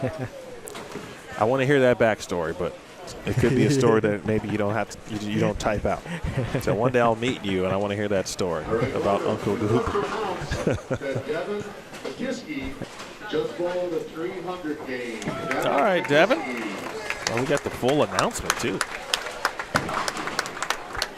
So at the top of the show, I did say, after watching about halfway through game 1, and I'm like, I could see a few 260, 270 games on this. It's not completely easy. You cannot throw it right to the gutter, but as the block goes on, I could see a couple of pairs that might get nice. Shout out to Devin. That is now the official high game of the day. Well, we had 285 from Lucas Drisdale, 279 from T. Green. All right, so the breaking news is not bowling related by any stretch. Oh, I thought your breaking news was a 300 game. Well, we did see that from Devin. But I just got word that my oldest son tried bacon this morning. Is there a reaction video to this? That's a big deal because he's just such a picky eater. Okay. So trying things is still a new, it's a new face. Everything has to be chicken. I've heard that's how you get kids to try. Not even that. I mean, because he doesn't even really eat that. Oh man. I mean, in a dino nugget form, of course. Yeah. But that was the trick I've always heard from my parents. Just say it's chicken and still eat it. He knows. he knows. So tell us more. Well, Bacon is the best. Just to now, I can't confirm if he liked it or not, but the Okay. fact that he tried it is more than enough. He's been I guess somewhat. What's the word? Certainly not defiant. That's not the right word. Unwilling. Unwilling to try certain things. But I'd say like the last 3 to 4 months, he's been all about it to some degree. Yeah, things like watermelon, which he tried in April, and that is now his favorite thing. And so I can't wait to tell him when it's out of season. Unfortunately, that we won't be able to get that. So for those of you parents out there, you probably got plenty of stories watching your sons or daughters or your grandchildren or your nieces or nephews, watching them grow up and go through those phases and stages of eating. That is exactly where I am with both of my kids, who are 6 and 4.5. It's a good day. This is a huge day. I am on. Okay, that's enough. I want the follow up on if he liked it. I mean, I will get confirmation. Like, is there anyone that doesn't like a good piece of bacon? I think there are some people out there. Oh, I feel bad for them. There are some people out there. Now, there's always one who just simply doesn't like it. Obviously, there are people who it is not a part of their diet for other reasons, religious, etc. But yeah, I got that text like, oh wow, really? And I missed it, but it's okay. I'm okay with it. It's okay.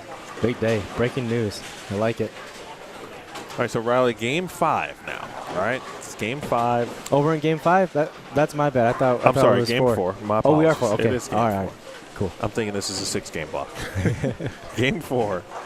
And we've watched now some high scores start to articulate around the building. We got Nehemiah doing a little bit of loft, but he's lofting it kind of right to left over the cap. Should we anticipate more or additional high scores at this point, you think? I'm going to say yeah. Okay. Yeah. I don't have a reason to believe that it won't hold up based on the demographics of the pattern and characteristics of the lanes. Yeah, I'm gonna be optimistic and say, yeah, we'll see some more high scores.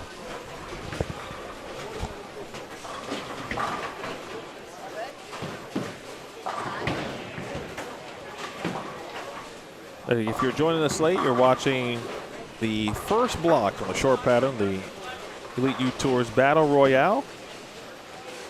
My name is Emil Williams Jr. with Boldstream TV. We've got Riley Smith, the president of the Elite U Tour, in the booth. Thank you to our sponsors, Storm Bowling, Turbo, Dexter, Fast Track Physio, Gail Volschel, H5G Brands. Thank you to Joliet Town and Country Lanes. Great staff here. I do want to take a moment to, and Dee talked about it a little bit, and I don't know how she got through it, but she did. The wonderful individual that left us far too soon, and Jeff Bailey, who did work here at Town and Country, and he was our guy essentially each year for the Battle Royale, whatever we needed, tables, chair, whatever. Right? He was fantastic, and not just inside the bowling center as T continues to strike, but a fantastic human being. So again, shout out to Jeff. Gone way too soon, and we continue to think about his family, especially his daughter Taylor. What a great dude. Always miss hearing his voice, and there was a nice award, and a kind of a remembrance, if you will, award from the EYT in Jeff's name, in his honor, that will stay here at Joliet Town and Country. And he worked with a lot of bowlers over the course of his time, many of whom have competed, still compete on the tour. So shout out to Jeff. Yeah, well said. Well said. When you think Joliet, Town and Country Lanes, you think Jeff. And I always remember walking in, always smiling, always looking for something to help out with, always lending a hand. And one other thing about Jeff is he was always a great listener. You know, not a lot of people in the world like that, but whenever you talk to him, he always was listening and offering a helping hand, and always positive experiences.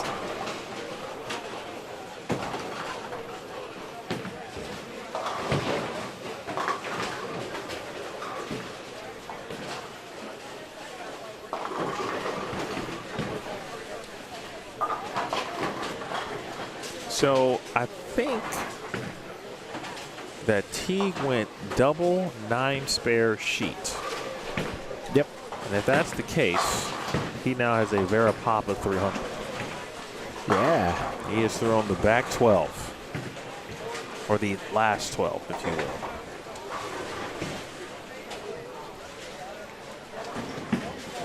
And our guy Devin that shot 300 went strike in his first frame, and I think he went 9 miss in the second frame. So that would make 13 in a row, unless he had strikes in the game prior. That could have been more than 13 in a row.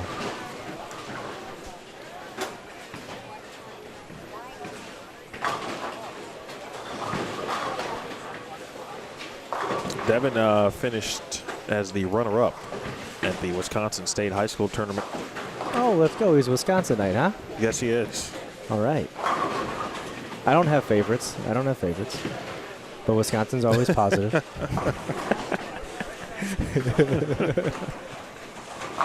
Oh. Keep it going, Come on, Teague. Teague.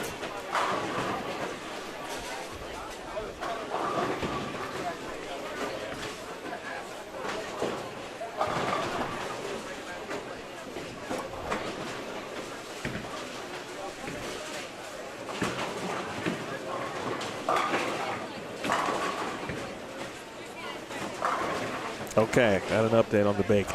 Ooh, I'm ready. We're ready. All of He was us are. very excited about it. Yeah. And his request is crispy bacon, Yeah. not soft. Yeah. Yeah. I am so happy. This makes breakfast so much easier. You have no idea. I'm fist pumping You over have here. no idea. Oh, man. Let's go. This is interesting because he had stopped. He really liked sausage, like breakfast sausage.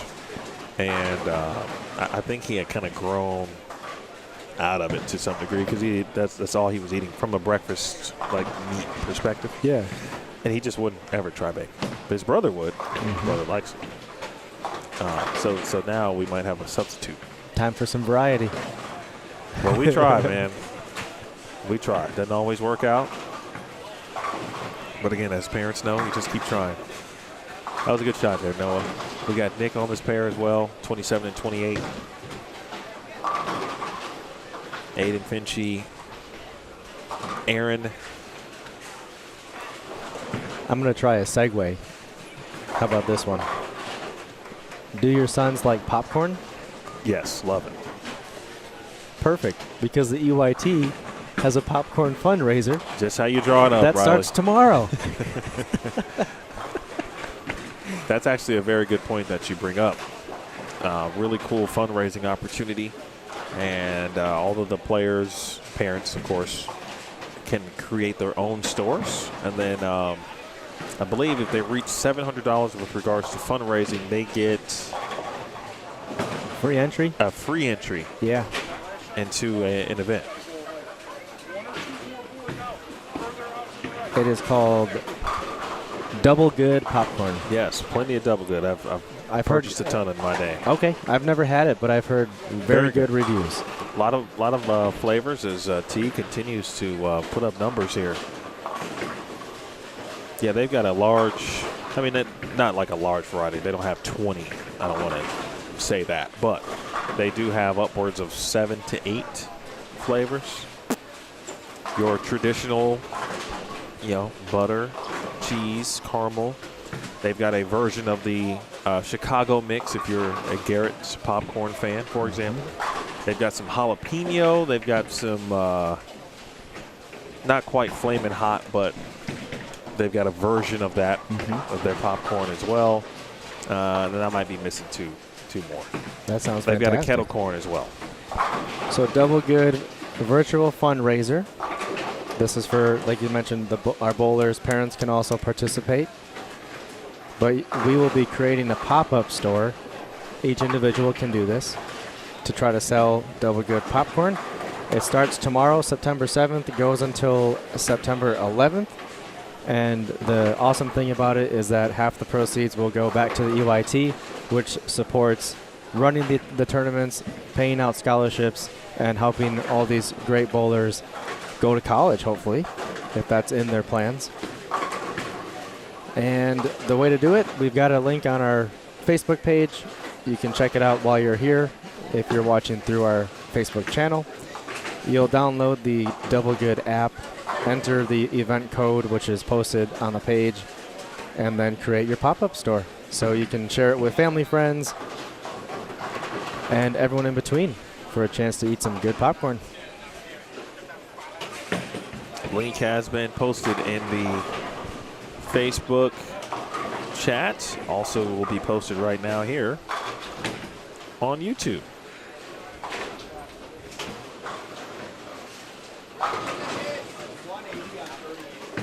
We've also got silent auctions this week, as we always do in the Battle Royale. A lot of autographed jerseys for the bowling community as well, so you can go online and check those out. Everything is digital. If you're in the building, of course, you can bid. If you are not in the building, we still have the opportunity because everything is indeed digital. I saw Andrew Anderson, Kyle Troop, Deandra has a jersey out there. Maria Rodriguez, Diana how do you say the last name? Zabialova. Yep, that her jersey's there. Liz Johnson and Julia Bond, local Chicagoland bowler. And, well, she's from here. I think she's living in Nebraska now. Correct. And I want to say there's one more that is slipping my mind right now. But there's 8 jerseys in total, all PBA, PWBA, titleists, multiple major winners. And there'll be more tomorrow. Liam Rolek, that just misses that spare. Meanwhile, Teague, and the run ends, and what a run it is. Didn't quite stick the landing. That's a nice run there. So 14 in a row. Again, this is going back to his 279 in game 3, where he had the back 9 for 279 and the front 5 here. Noah got his right lane down 9 counts 3 consecutive times, and comes away with the double now.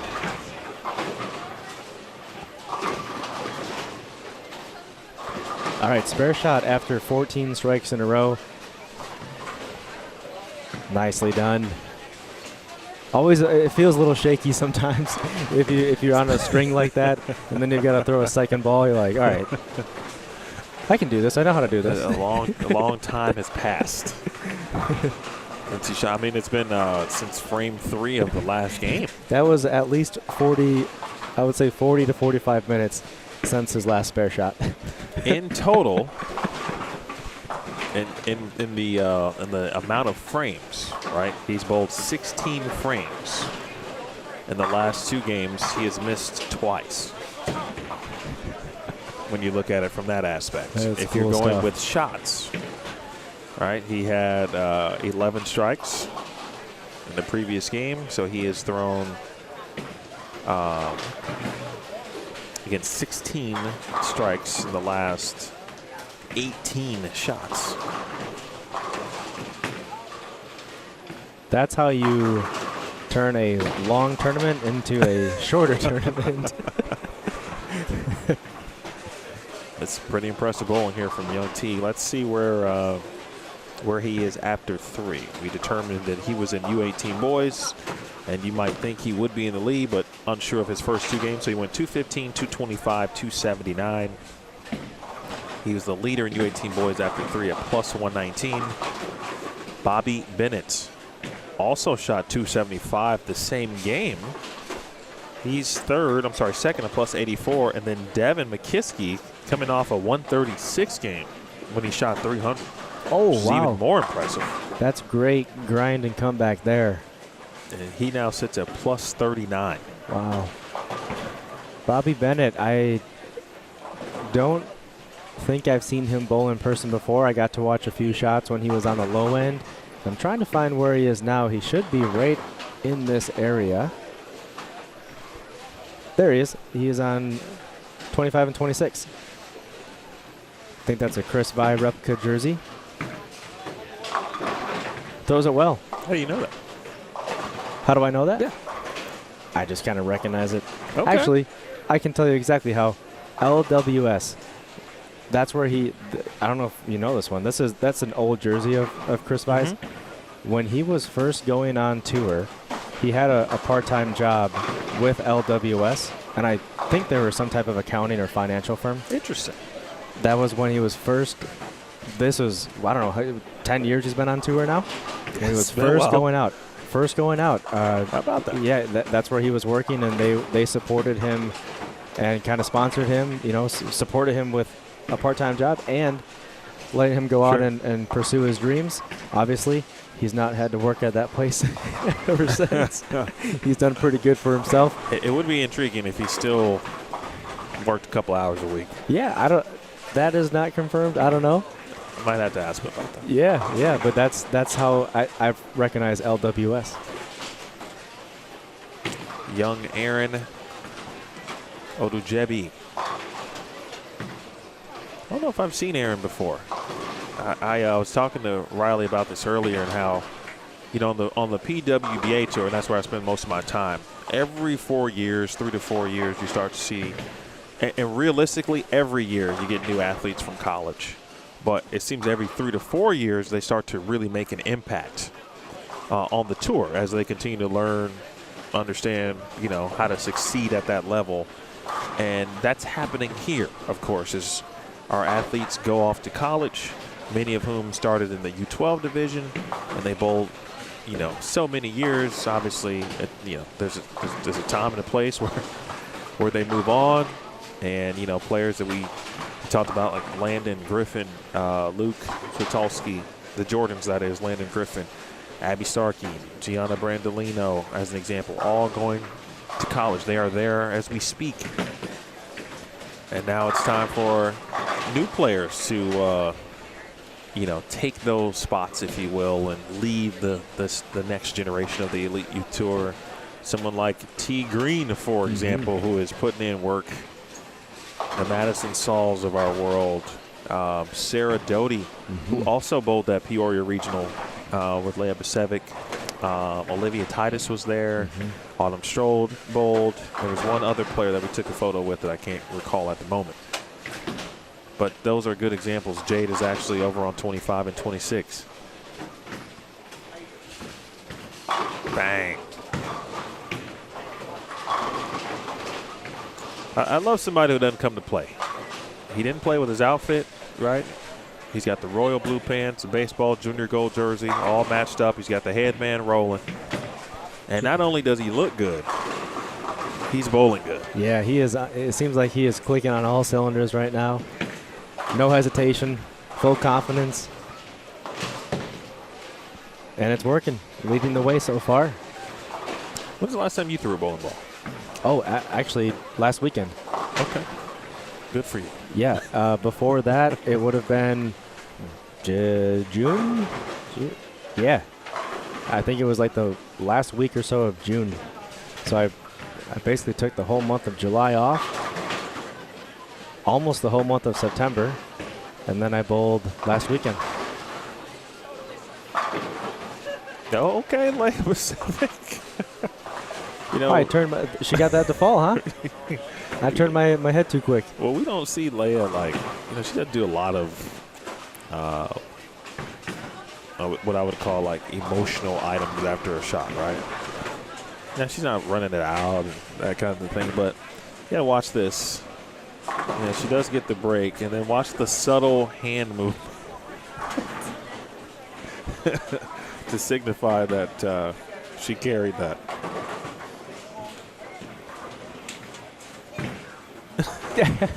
Kind of pulls the string a little bit. That was great.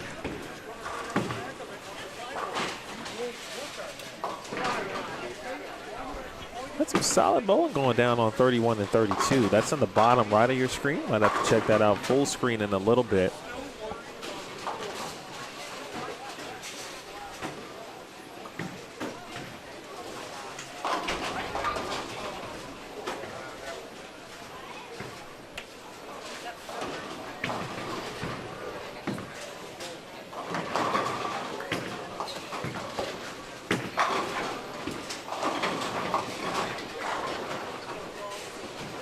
One more game to go on the short pattern.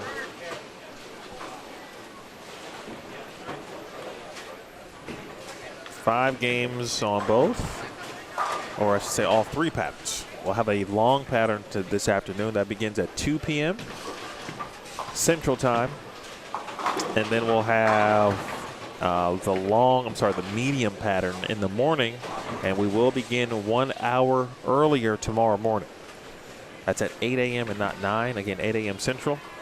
But we've got 5 more games, or 1 more game here, and then we'll be back at it at 2 p.m. Central this afternoon. So we've got 2 squads of bowling for you today.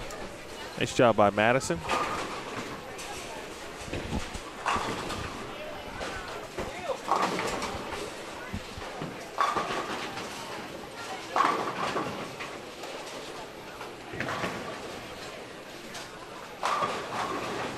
How we doing out there to our wonderful Elite Stream viewers, whether you're watching on YouTube or Facebook? Many of you have already communicated today just to say hello or let us know who you're watching. Brett Biondo putting in work over on 31 and 32 also. That's when you know it's going well. Can make a bucket. That left lane, I think he's probably happy to be leaving that lane, because he almost left a 7-10 in the 7th, then a bucket in the 9th, and that's a good tall tale sign right there. Yes. Of a lane going away from you a little bit. Yes, very good call on that one, Emil. That's something that I'm trying to watch very closely across. Well, we got 4 pairs or so that are still in front of us bowling, is trying to see if there's looks that are going away and if there are looks that are developing. And gonna keep a close eye on what Brett Biondo's doing. His look has developed, and I'm just curious if it's a little bit different than what Teague is doing, because as we've seen the last 4 frames, although he still has a great game going for Teague and he's staying clean, it's not quite the same ball reaction. So something's in the air. Could come back.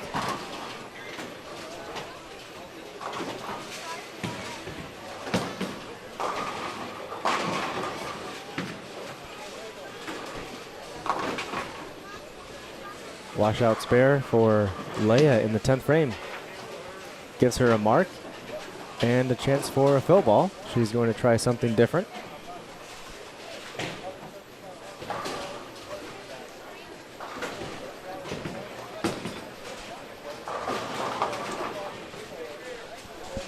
All right, this will be a big tell for Teague on lane 30. We'll see if this urethane reaction is going to continue. If I see anything like a flat 10 or something, swisher 10, I'd be in some doubts, but that was no doubter, so that tells me everything I need if I were him or if I were coming onto this pair. Could have been a couple of errant shots. You know, maybe you didn't post it the same way, this or that.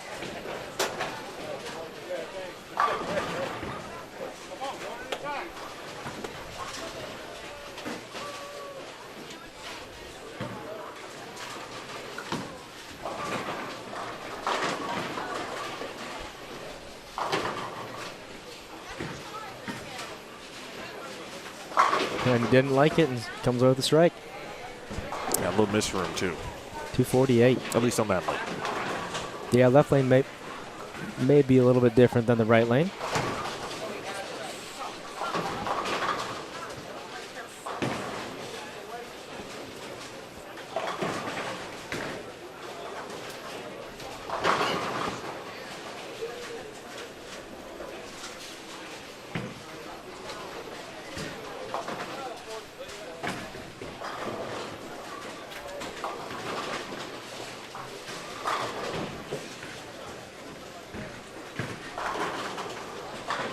So Zane off to your right. So Shaughnessy can get into the 260s now. Yeah. No, 230. I beg your pardon. 238. It's Brett Biondo. If he strikes here, can get to 269.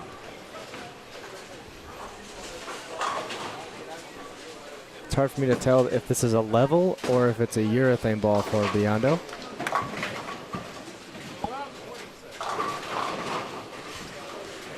Let's see. Let's go full screen over there. Still won't be able to tell, but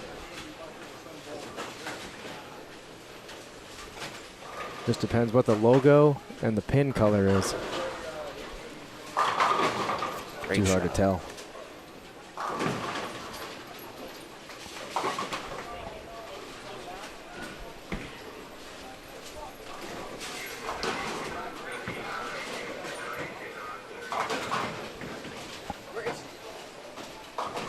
Now the ball is stuck in the ball return.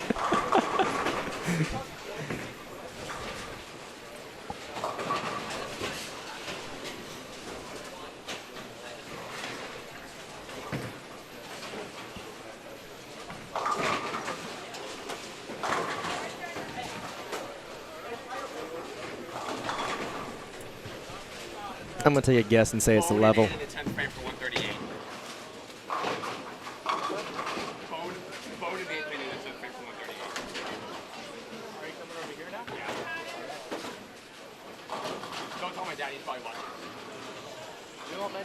Well, he just heard him say it.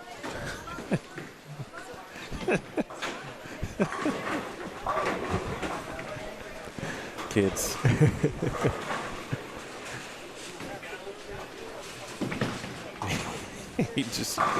he probably just heard him say whatever. Yeah. We do catch background sounds. We like to hear the pins. It's intentional, right?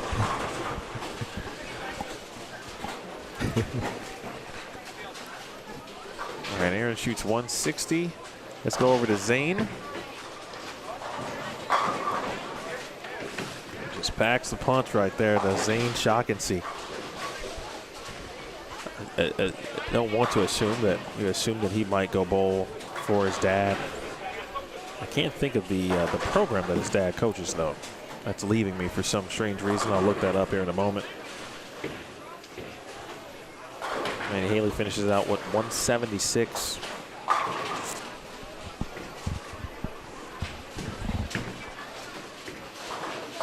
Oh, gets away with the Brooklyn really far left off of his hand. Caden Wilms.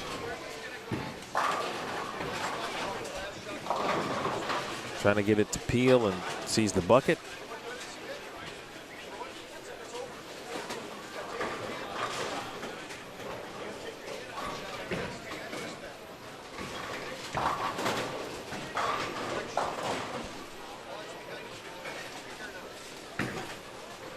A small gap in, again, our groups of five finishing up the 10th frame now. Nice finish from Zane, 238. We'll see Biondo here in a moment. Looks like we're going to see Woodley Dangerfield in a moment as well. Donovan Lakes over on 27-30. As he gets underway, Zach Grothus, that's JT's brother, correct? Yep. Zach is over on, going to be on 27-28. Josh Weems, Ava Mazza going to finish out on 25 and 26.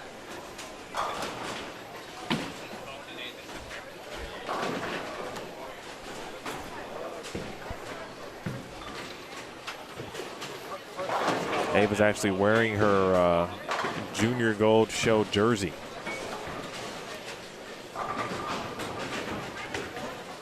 She is the daughter of PBA champion John Moss. I'm sure that will be in a framed case at some point in her career with the jersey that she wore on TV. Or at least held on to for a long time.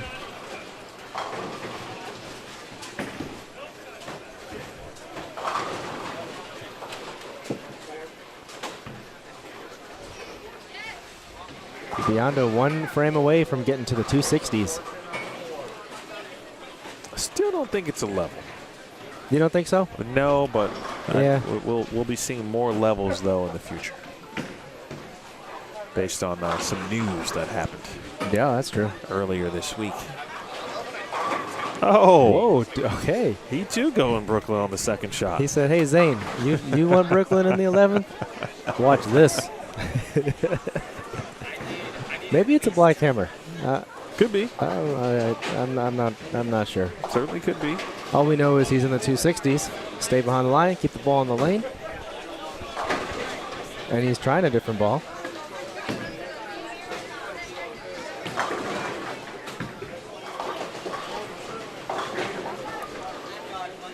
.267. That one looked like a purple. Yeah, that was purple.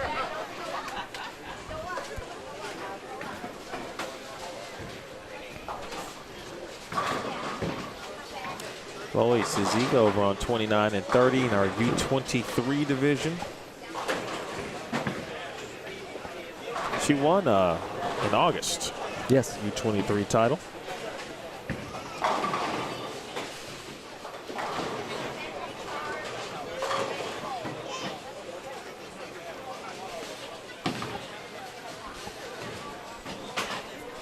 All right, we'll take you back next door. I thought we had one more bowler over there. Wait to finish up. All right, now we're officially into game number 5. This is the 5th and final game of this block. We will take a break and then we'll return at 2 p.m. this afternoon. Again, 2 p.m. Central.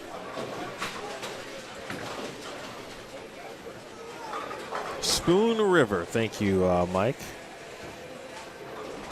Spoon River College. Well, as you saw, Zane got to 238 that game.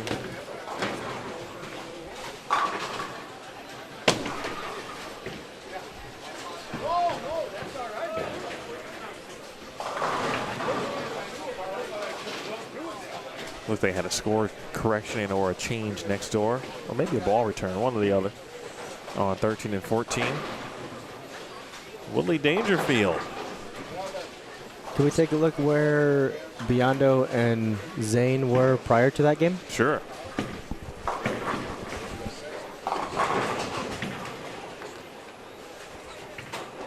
Zane was 67 over. Brett was 68 over. Oh, they're okay. They're right next to each other. That puts them both 100 over with one game to go. Well over 100 over. There are individual awards as well, so you do receive an award if you led the block in your respective division. So, for example, T. Green is now at plus 167 in U18 boys on the short pattern. And if he leads, he will receive a block award for that. Mm-hmm. And I believe we're still doing honor scores get additional scholarship.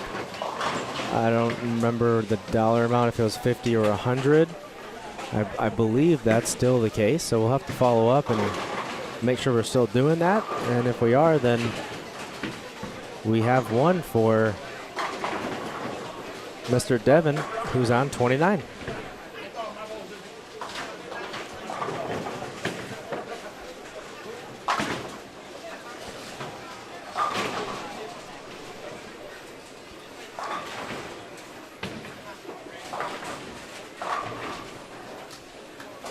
Dylan Alvarado over on 27 and 28. Donovan Lake.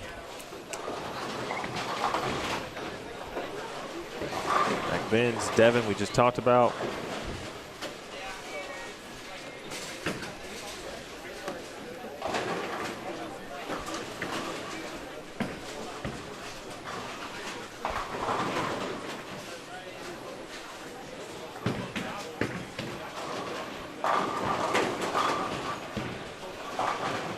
them, I believe, went to Marshfield High School.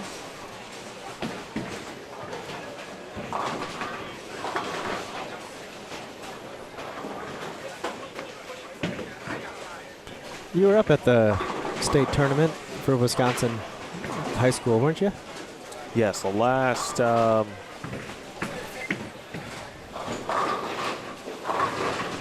shoot, wait, 21. I guess it's been 5 years already. All right. Wow. Nice. And my first one was March of 2021. And hopefully you'll be back again this coming season? Yeah, as long as they want me back. All right. I will be back. But all signs do point to that, yes. All right. It's been great, actually. A great group to work with. First of all, the BCAW. Yvonne Tyson Bennett, who was leading that organization. She's retired in the last couple of years. Roger Dalkin moved into that spot. And then they had one more change recently in the leadership. But everybody's been great. Patrick handles, PR communications. He's been fantastic. I've only really covered one high school state tournament up close, and it's been in Wisconsin. But the way they handle the finals, the finals are its own separate day. And then they have singles to start off the day, and then they have multiple divisions, or 2 divisions, I should say, in each team and each class. And so you get boys and girls, basically Division I, Division II for championships, girls Division I, Division II championships, and then singles is the top 5 boys and girls, and it's a traditional step ladder. Mm-hmm. It's really fun. They do it great. And then being there on Saturday evening for setup, the semifinals basically are finishing up, and obviously, it's loud and really cool, great atmosphere. They do it really well. A lot of emotions. Well, of course. On that, the qualifier, making it to the show, and knowing that you'll be bowling on TV and live stream and things like that. That's always the goal, right? Let's make it to the show.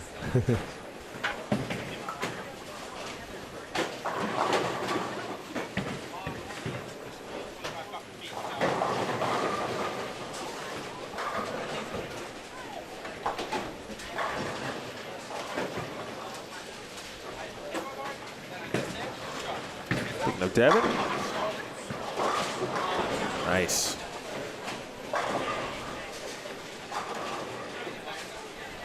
That event also is sponsored by Storm, speaking of Wisconsin, so they send a Storm athlete to the event every year. Last year was Danielle McEwen. The year before that, I think Gigi Mason was there. Year before that, I think Clara Guerrero was there. Diana was there a year. The Santa Elise will take that break.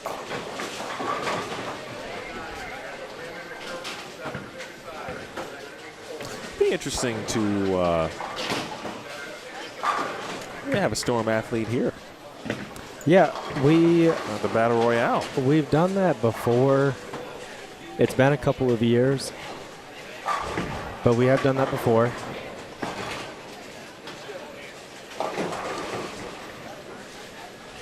Hello to, I love this name, the 190 Average Dad watching on YouTube. Say good luck to Lucas, Peter, and Sebi from Hunter Nell. Continue on, Rob. My apologies. Nothing too much further. Okay. Yeah, we used to bring in the past. It gets a little bit difficult. It's an appearance for them. Sure. If you know what I mean. Sure. So that gets a little bit challenging. We did have, fortunately, Leanne Halstenberg was with us last right. event. Yeah, that I was missed really, that really good to see her and have her come in person. She said that was the first EYT that she's been to. So it's great to always get the support from Storm, and then for her, her to come in person was just extra icing on top, and a lot of the bowlers loved it. She stuck around afterwards and was chatting with parents and bowlers. There were pictures being taken and all that stuff. So it was a good surprise to the bowlers to have one of the best female bowlers ever, if you go through the accolades that she has, and also just the support from Storm.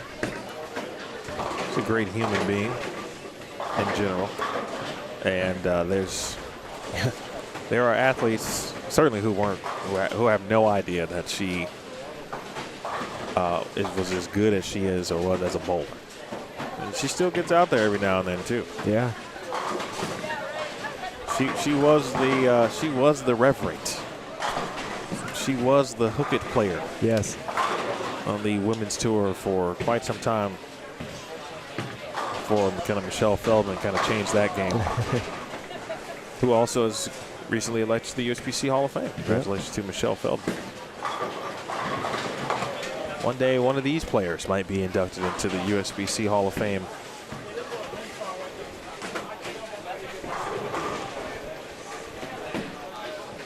Could it be Dylan Alvarado?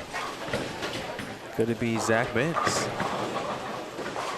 Could it be Woodley Dangerfield? Nice shots. And there's multiple ways to get inducted. Some always, you know, the most common, I guess, that others would think is performance-based. Sure. But there's also, I don't know the exact categories. Meritorious service. Yep. Generally, there's like a pioneer category. This depends on what Hall of Fame. The USBC Hall of Fame has a superior performance and a USBC something performance category as well. So you don't have to be the best bowler in the world. You can dedicate a career to it. You could work for them, this and that, you know. Volunteer heavily into your local USBC and be inducted into the local Hall of Fame. Could it be Aria Ragland? Could it be Bella Santalis, who just struck a moment ago? We got another Junior Gold TV show player in the building. Looks like, let's see.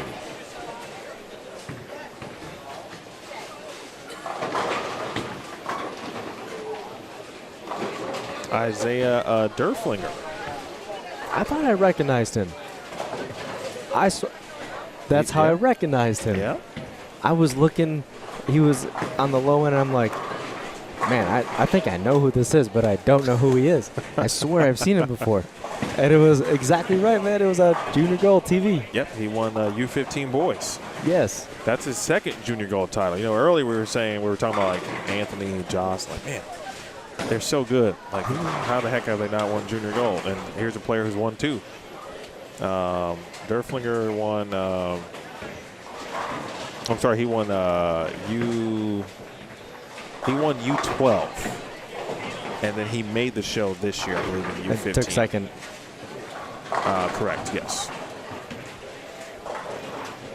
Well, that's very exciting. I'm so happy to see him here at the UIT. Finally putting it where I need to be. Also, return to the Stargate, by the way. I'm almost back. Finally.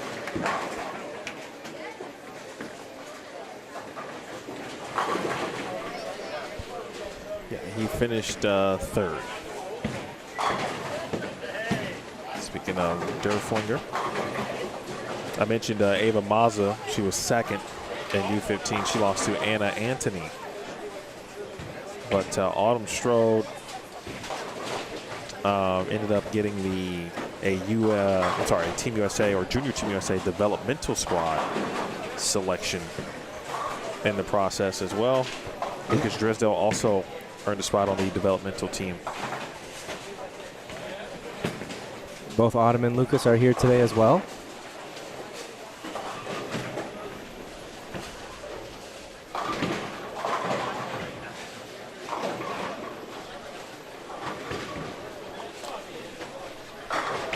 Don't forget, folks, again, set your timers for 2 p.m. Central. Again, 2 p.m. Central will be live again, this time on the long pattern. Riley, can you give kind of a sneak peek, if you will, on what the long pattern will provide as the challenge here later today? Yeah, a little sneak peek. We'll go through just the key metrics of the pattern characteristics. So coming up this afternoon, we'll have 48 feet of oil on the lane. Oof. 11 feet longer than what we're currently bowling on. Right now is 37, so we will put 48 feet of oil. We'll have 25 milliliters of oil, so slightly lower volume than what we're currently bowling on. And the ratio is 4.3 to 1. On the outside, the middle part of the track is 3.7 to 1. So there, as far as shape goes, there will be a line to play. The tricky part that we'll get into when we start this afternoon is the amount of 2-to-2 loads and the amount of oil that's in the front part of the lane. It's more heavily stacked on the front part, which could cause some challenges with it being 48 feet and more volume in the front. We'll see how it plays, but from a ratio, slightly easier than what we're bowling on right now. But we'll see when rubber hits the road and bowling balls hit the lane if that is the case.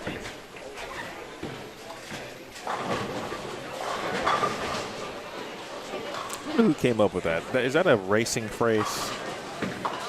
The rubber meets the road? Yeah, I think so. That's got to be a racing, right? There's phrases that I say and people say, I have no idea where it comes from. I don't know. Sometimes I don't even know what it means. Well, you got to be careful there. Oh, yeah, you got to be careful there. You got to be careful.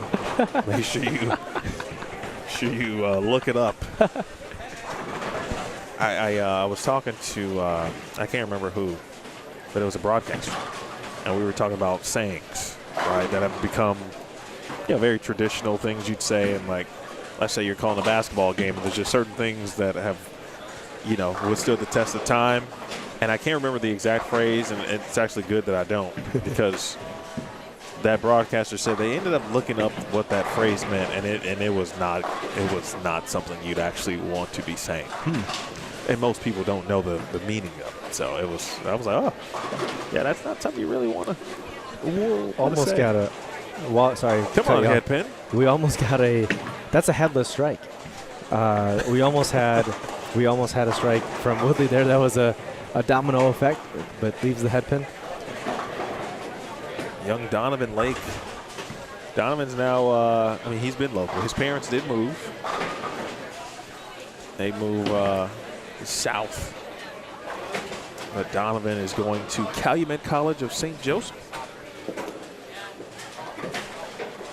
They Woodley. just started up. The school just started up. Yeah. Woodley's at, assuming he's still there, but he was at Judson. Yep, from my knowledge, still there.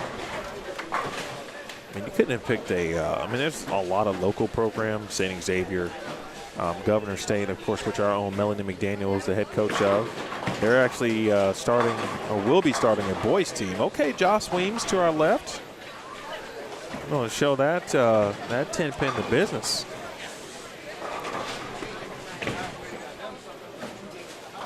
But so many good local teams and so much talent to draw from. Even down to the two-year institutions. I was actually talking to Devin's dad this morning, and he said on their way in, Devin pointed to his, almost to say he's got the strong arm, if you will. They went to tour a little bit of Rock Valley College. Okay. And I'm like, man, that's I always say this, and I know everyone, their goal generally is to go through a 4-year out the gates. But sometimes those 2-year institutions will serve you well for both academic and athletic purposes, right? You may learn how to bowl on a team, right? Maybe that's just something that you hadn't had a lot of chance to do. Maybe the school you wanted to go to, the 4-year, just had so many players that the likelihood of you competing a lot early were not very high. So you can go to a 2-year, probably save a few dollars. Yeah. Knock out some classes, and somewhere like Rock Valley, Spoon River, where Mr. Shaughnessy is coaching at. I think that's a 2-year. It might be 4, but I think that's a 2. Hawkeye Community, Roger Taylor Jr. is there in Iowa. There's several, but man, 2 years are really good options. Rock Valley does a great job. They always have been. Tony Hall, I forgot the number of junior college national championships Rock Valley has, but they've been kind of dominant in that world for a while now.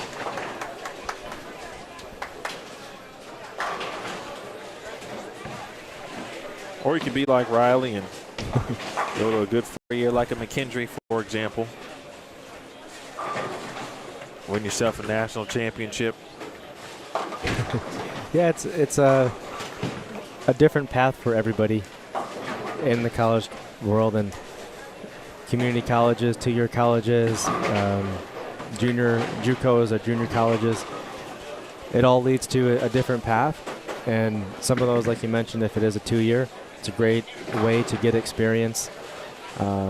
You'll likely get a lot of lane time. You'll compete in tournaments. You'll likely be in the starting 5. And then after those 2 years, after some development, then maybe you look at the bigger programs and you can finish out another 2 years there. That's always an option.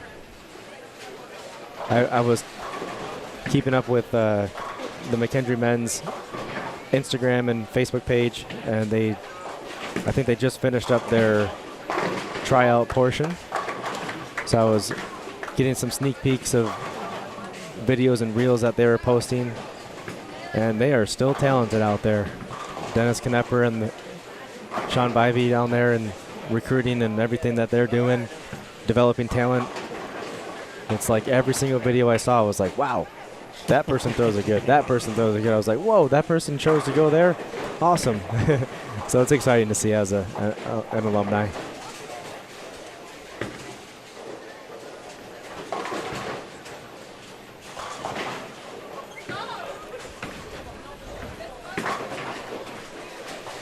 Bella let one get away from her to the right of the head pin.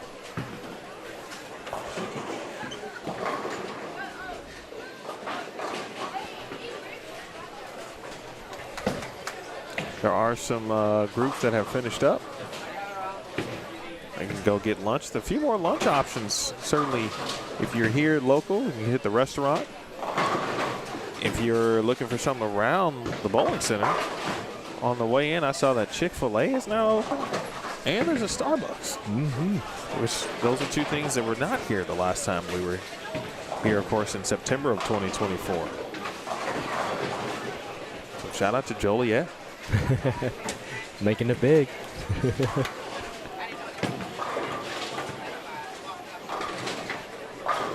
Just a few frames left, and there's a couple bowlers looking to make some moves here, make some noise in game number 5.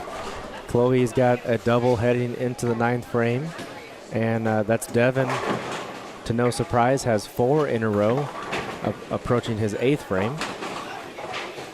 So trying to close out strong, maybe make up some ground before we come back this afternoon for a long pattern.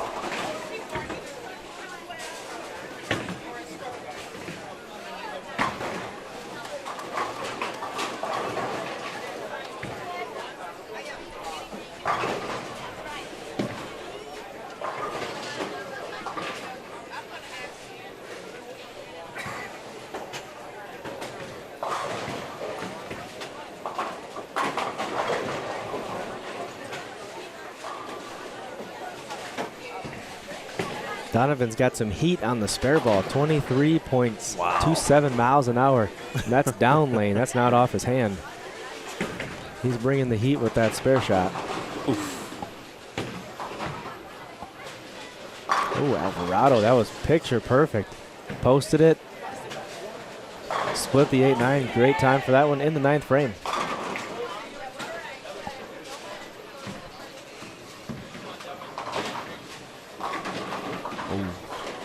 Chloe, speaking of Judson, just finished up her collegiate career. Graduated from Judson, went out the best way you can, leading the team to their first intercollegiate team championships appearance. Won the Hoosier Classic. She threw the shot that got them there. Was an IBMA All-American.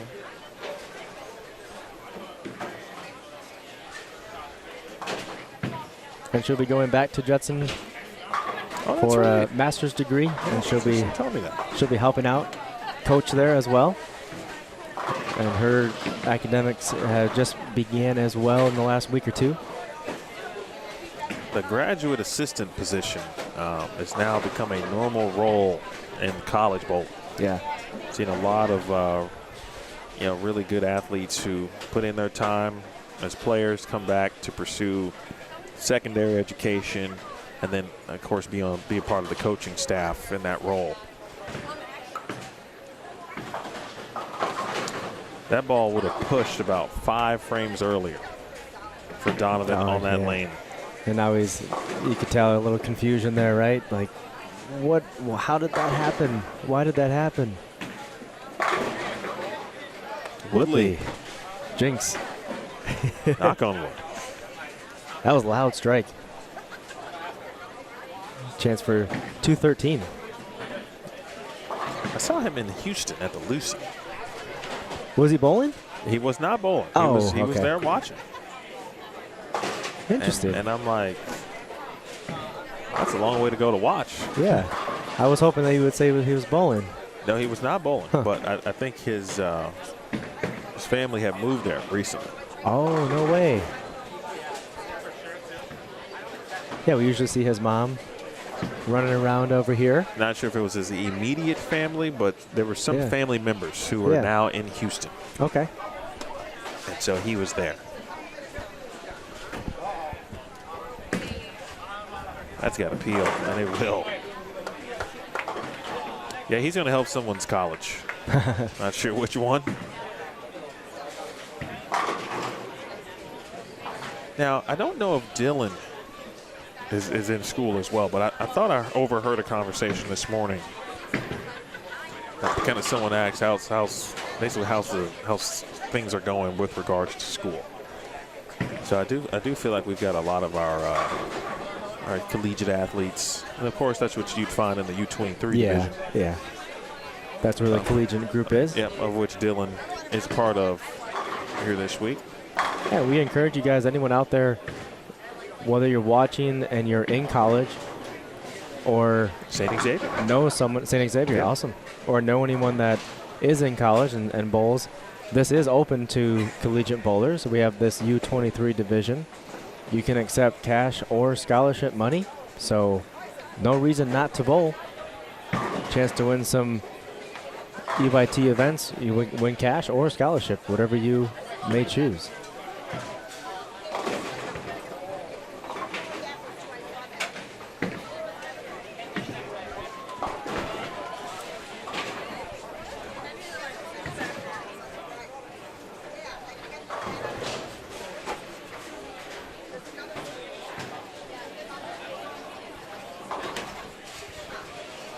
Dylan and Ryan finished up.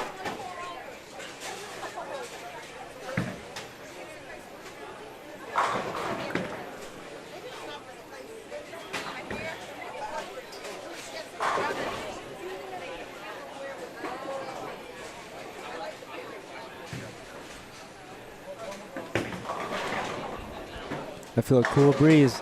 Yeah, that door is opening. It's not quite the Hawk yet. It's not that cold. But yeah. It is. The mornings are a bit cooler now, of course, as we transition into fall. Aria. I think she's going to have a little bit of a better time on the long pattern. She'll be able to use something that's strong just like that and be in the middle part of the lane. Ball speed, rev rate should match up a little bit better with that long pattern. Lucas Dorado over to our right.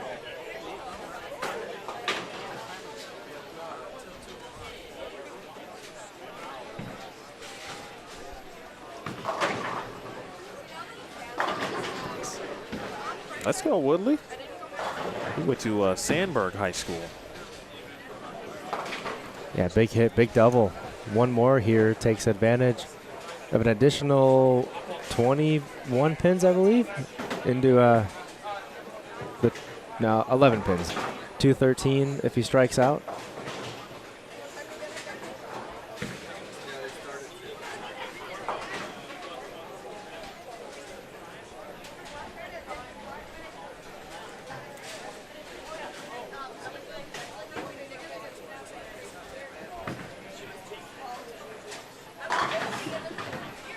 Little left of target. Spare will give him 200. I don't know if that's Brett Biondo down there. It looks like not quite 300, but I don't. It's a lot of. It is. It looks like a lot of strikes down there. Maybe with the first frame, I'm thinking spare and a lot of strikes after that. Yeah, that is 8 spare in the first, and then all strikes. We've got 2 more shots. We're in the 11th frame for Biondo. Potential 2 strikes here for 290. And Brett is in the U18 boys division, and boy, he's going to take the lead over T. Green. How about that? What a turn of events. Brett was at plus 135. Wow. After 4, Teague is in the books. He shot 205 game 5 to finish at plus 172. And that's not going to be enough to lead. So Brett with, that would have been 290 minus 12, 280, 278-ish, something like that. So use your oh, picture. they can do the phone again. Take a photo. Yep. 279. All right. So 279 plus the 135. 135. Plus 214. Wow. That's a 242.8 average I gotta with tell a you, 188. I didn't see plus 200 on this. Same. Didn't see that. I was walking up and down thinking, that's impressive. Just like I was like, man, this is like the hardest pattern ever. Yeah, I was wondering, like, man, boy, Riley did it again. That's wild. The thing is, once a short pattern like this extends and we get a little bit of carry down and push down, he didn't move at all. He was planted basically around that 7-8 board or so, and from what I saw, he did not move all day. That's the characteristics of a modern short pattern. Wow. Nicely done. Nicely done. Well, with that said, folks, that's going to do it for us here on the short pattern. Do want to throw out again the Double Good fundraiser, popcorn for a purpose. If you sell $700 worth of fundraising and popcorn, you get a free EYT entry. The stores and such actually open up, or the fundraiser really takes shape starting tomorrow. It runs through the 11th, and you can open up your own store. Just visit, I believe I posted the link. I'll go back through it. It's doublegood.com/get. Again, doublegood.com/get. 50% of the sales do go to the EYT, and you get to hang out, of course, be a part of the fundraiser, and your friends and family can enjoy some really good popcorn.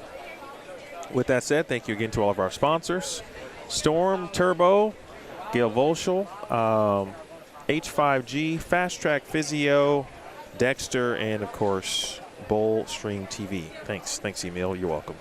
You're welcome. Shout out Emil.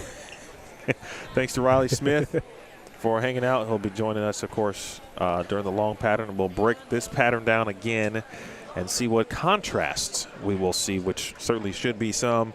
With that said, folks, we'll see you in about now just under 2 hours. Long pattern. Congrats again, Brett Biondo. A sizzling block of plus 214. Excellent bowling.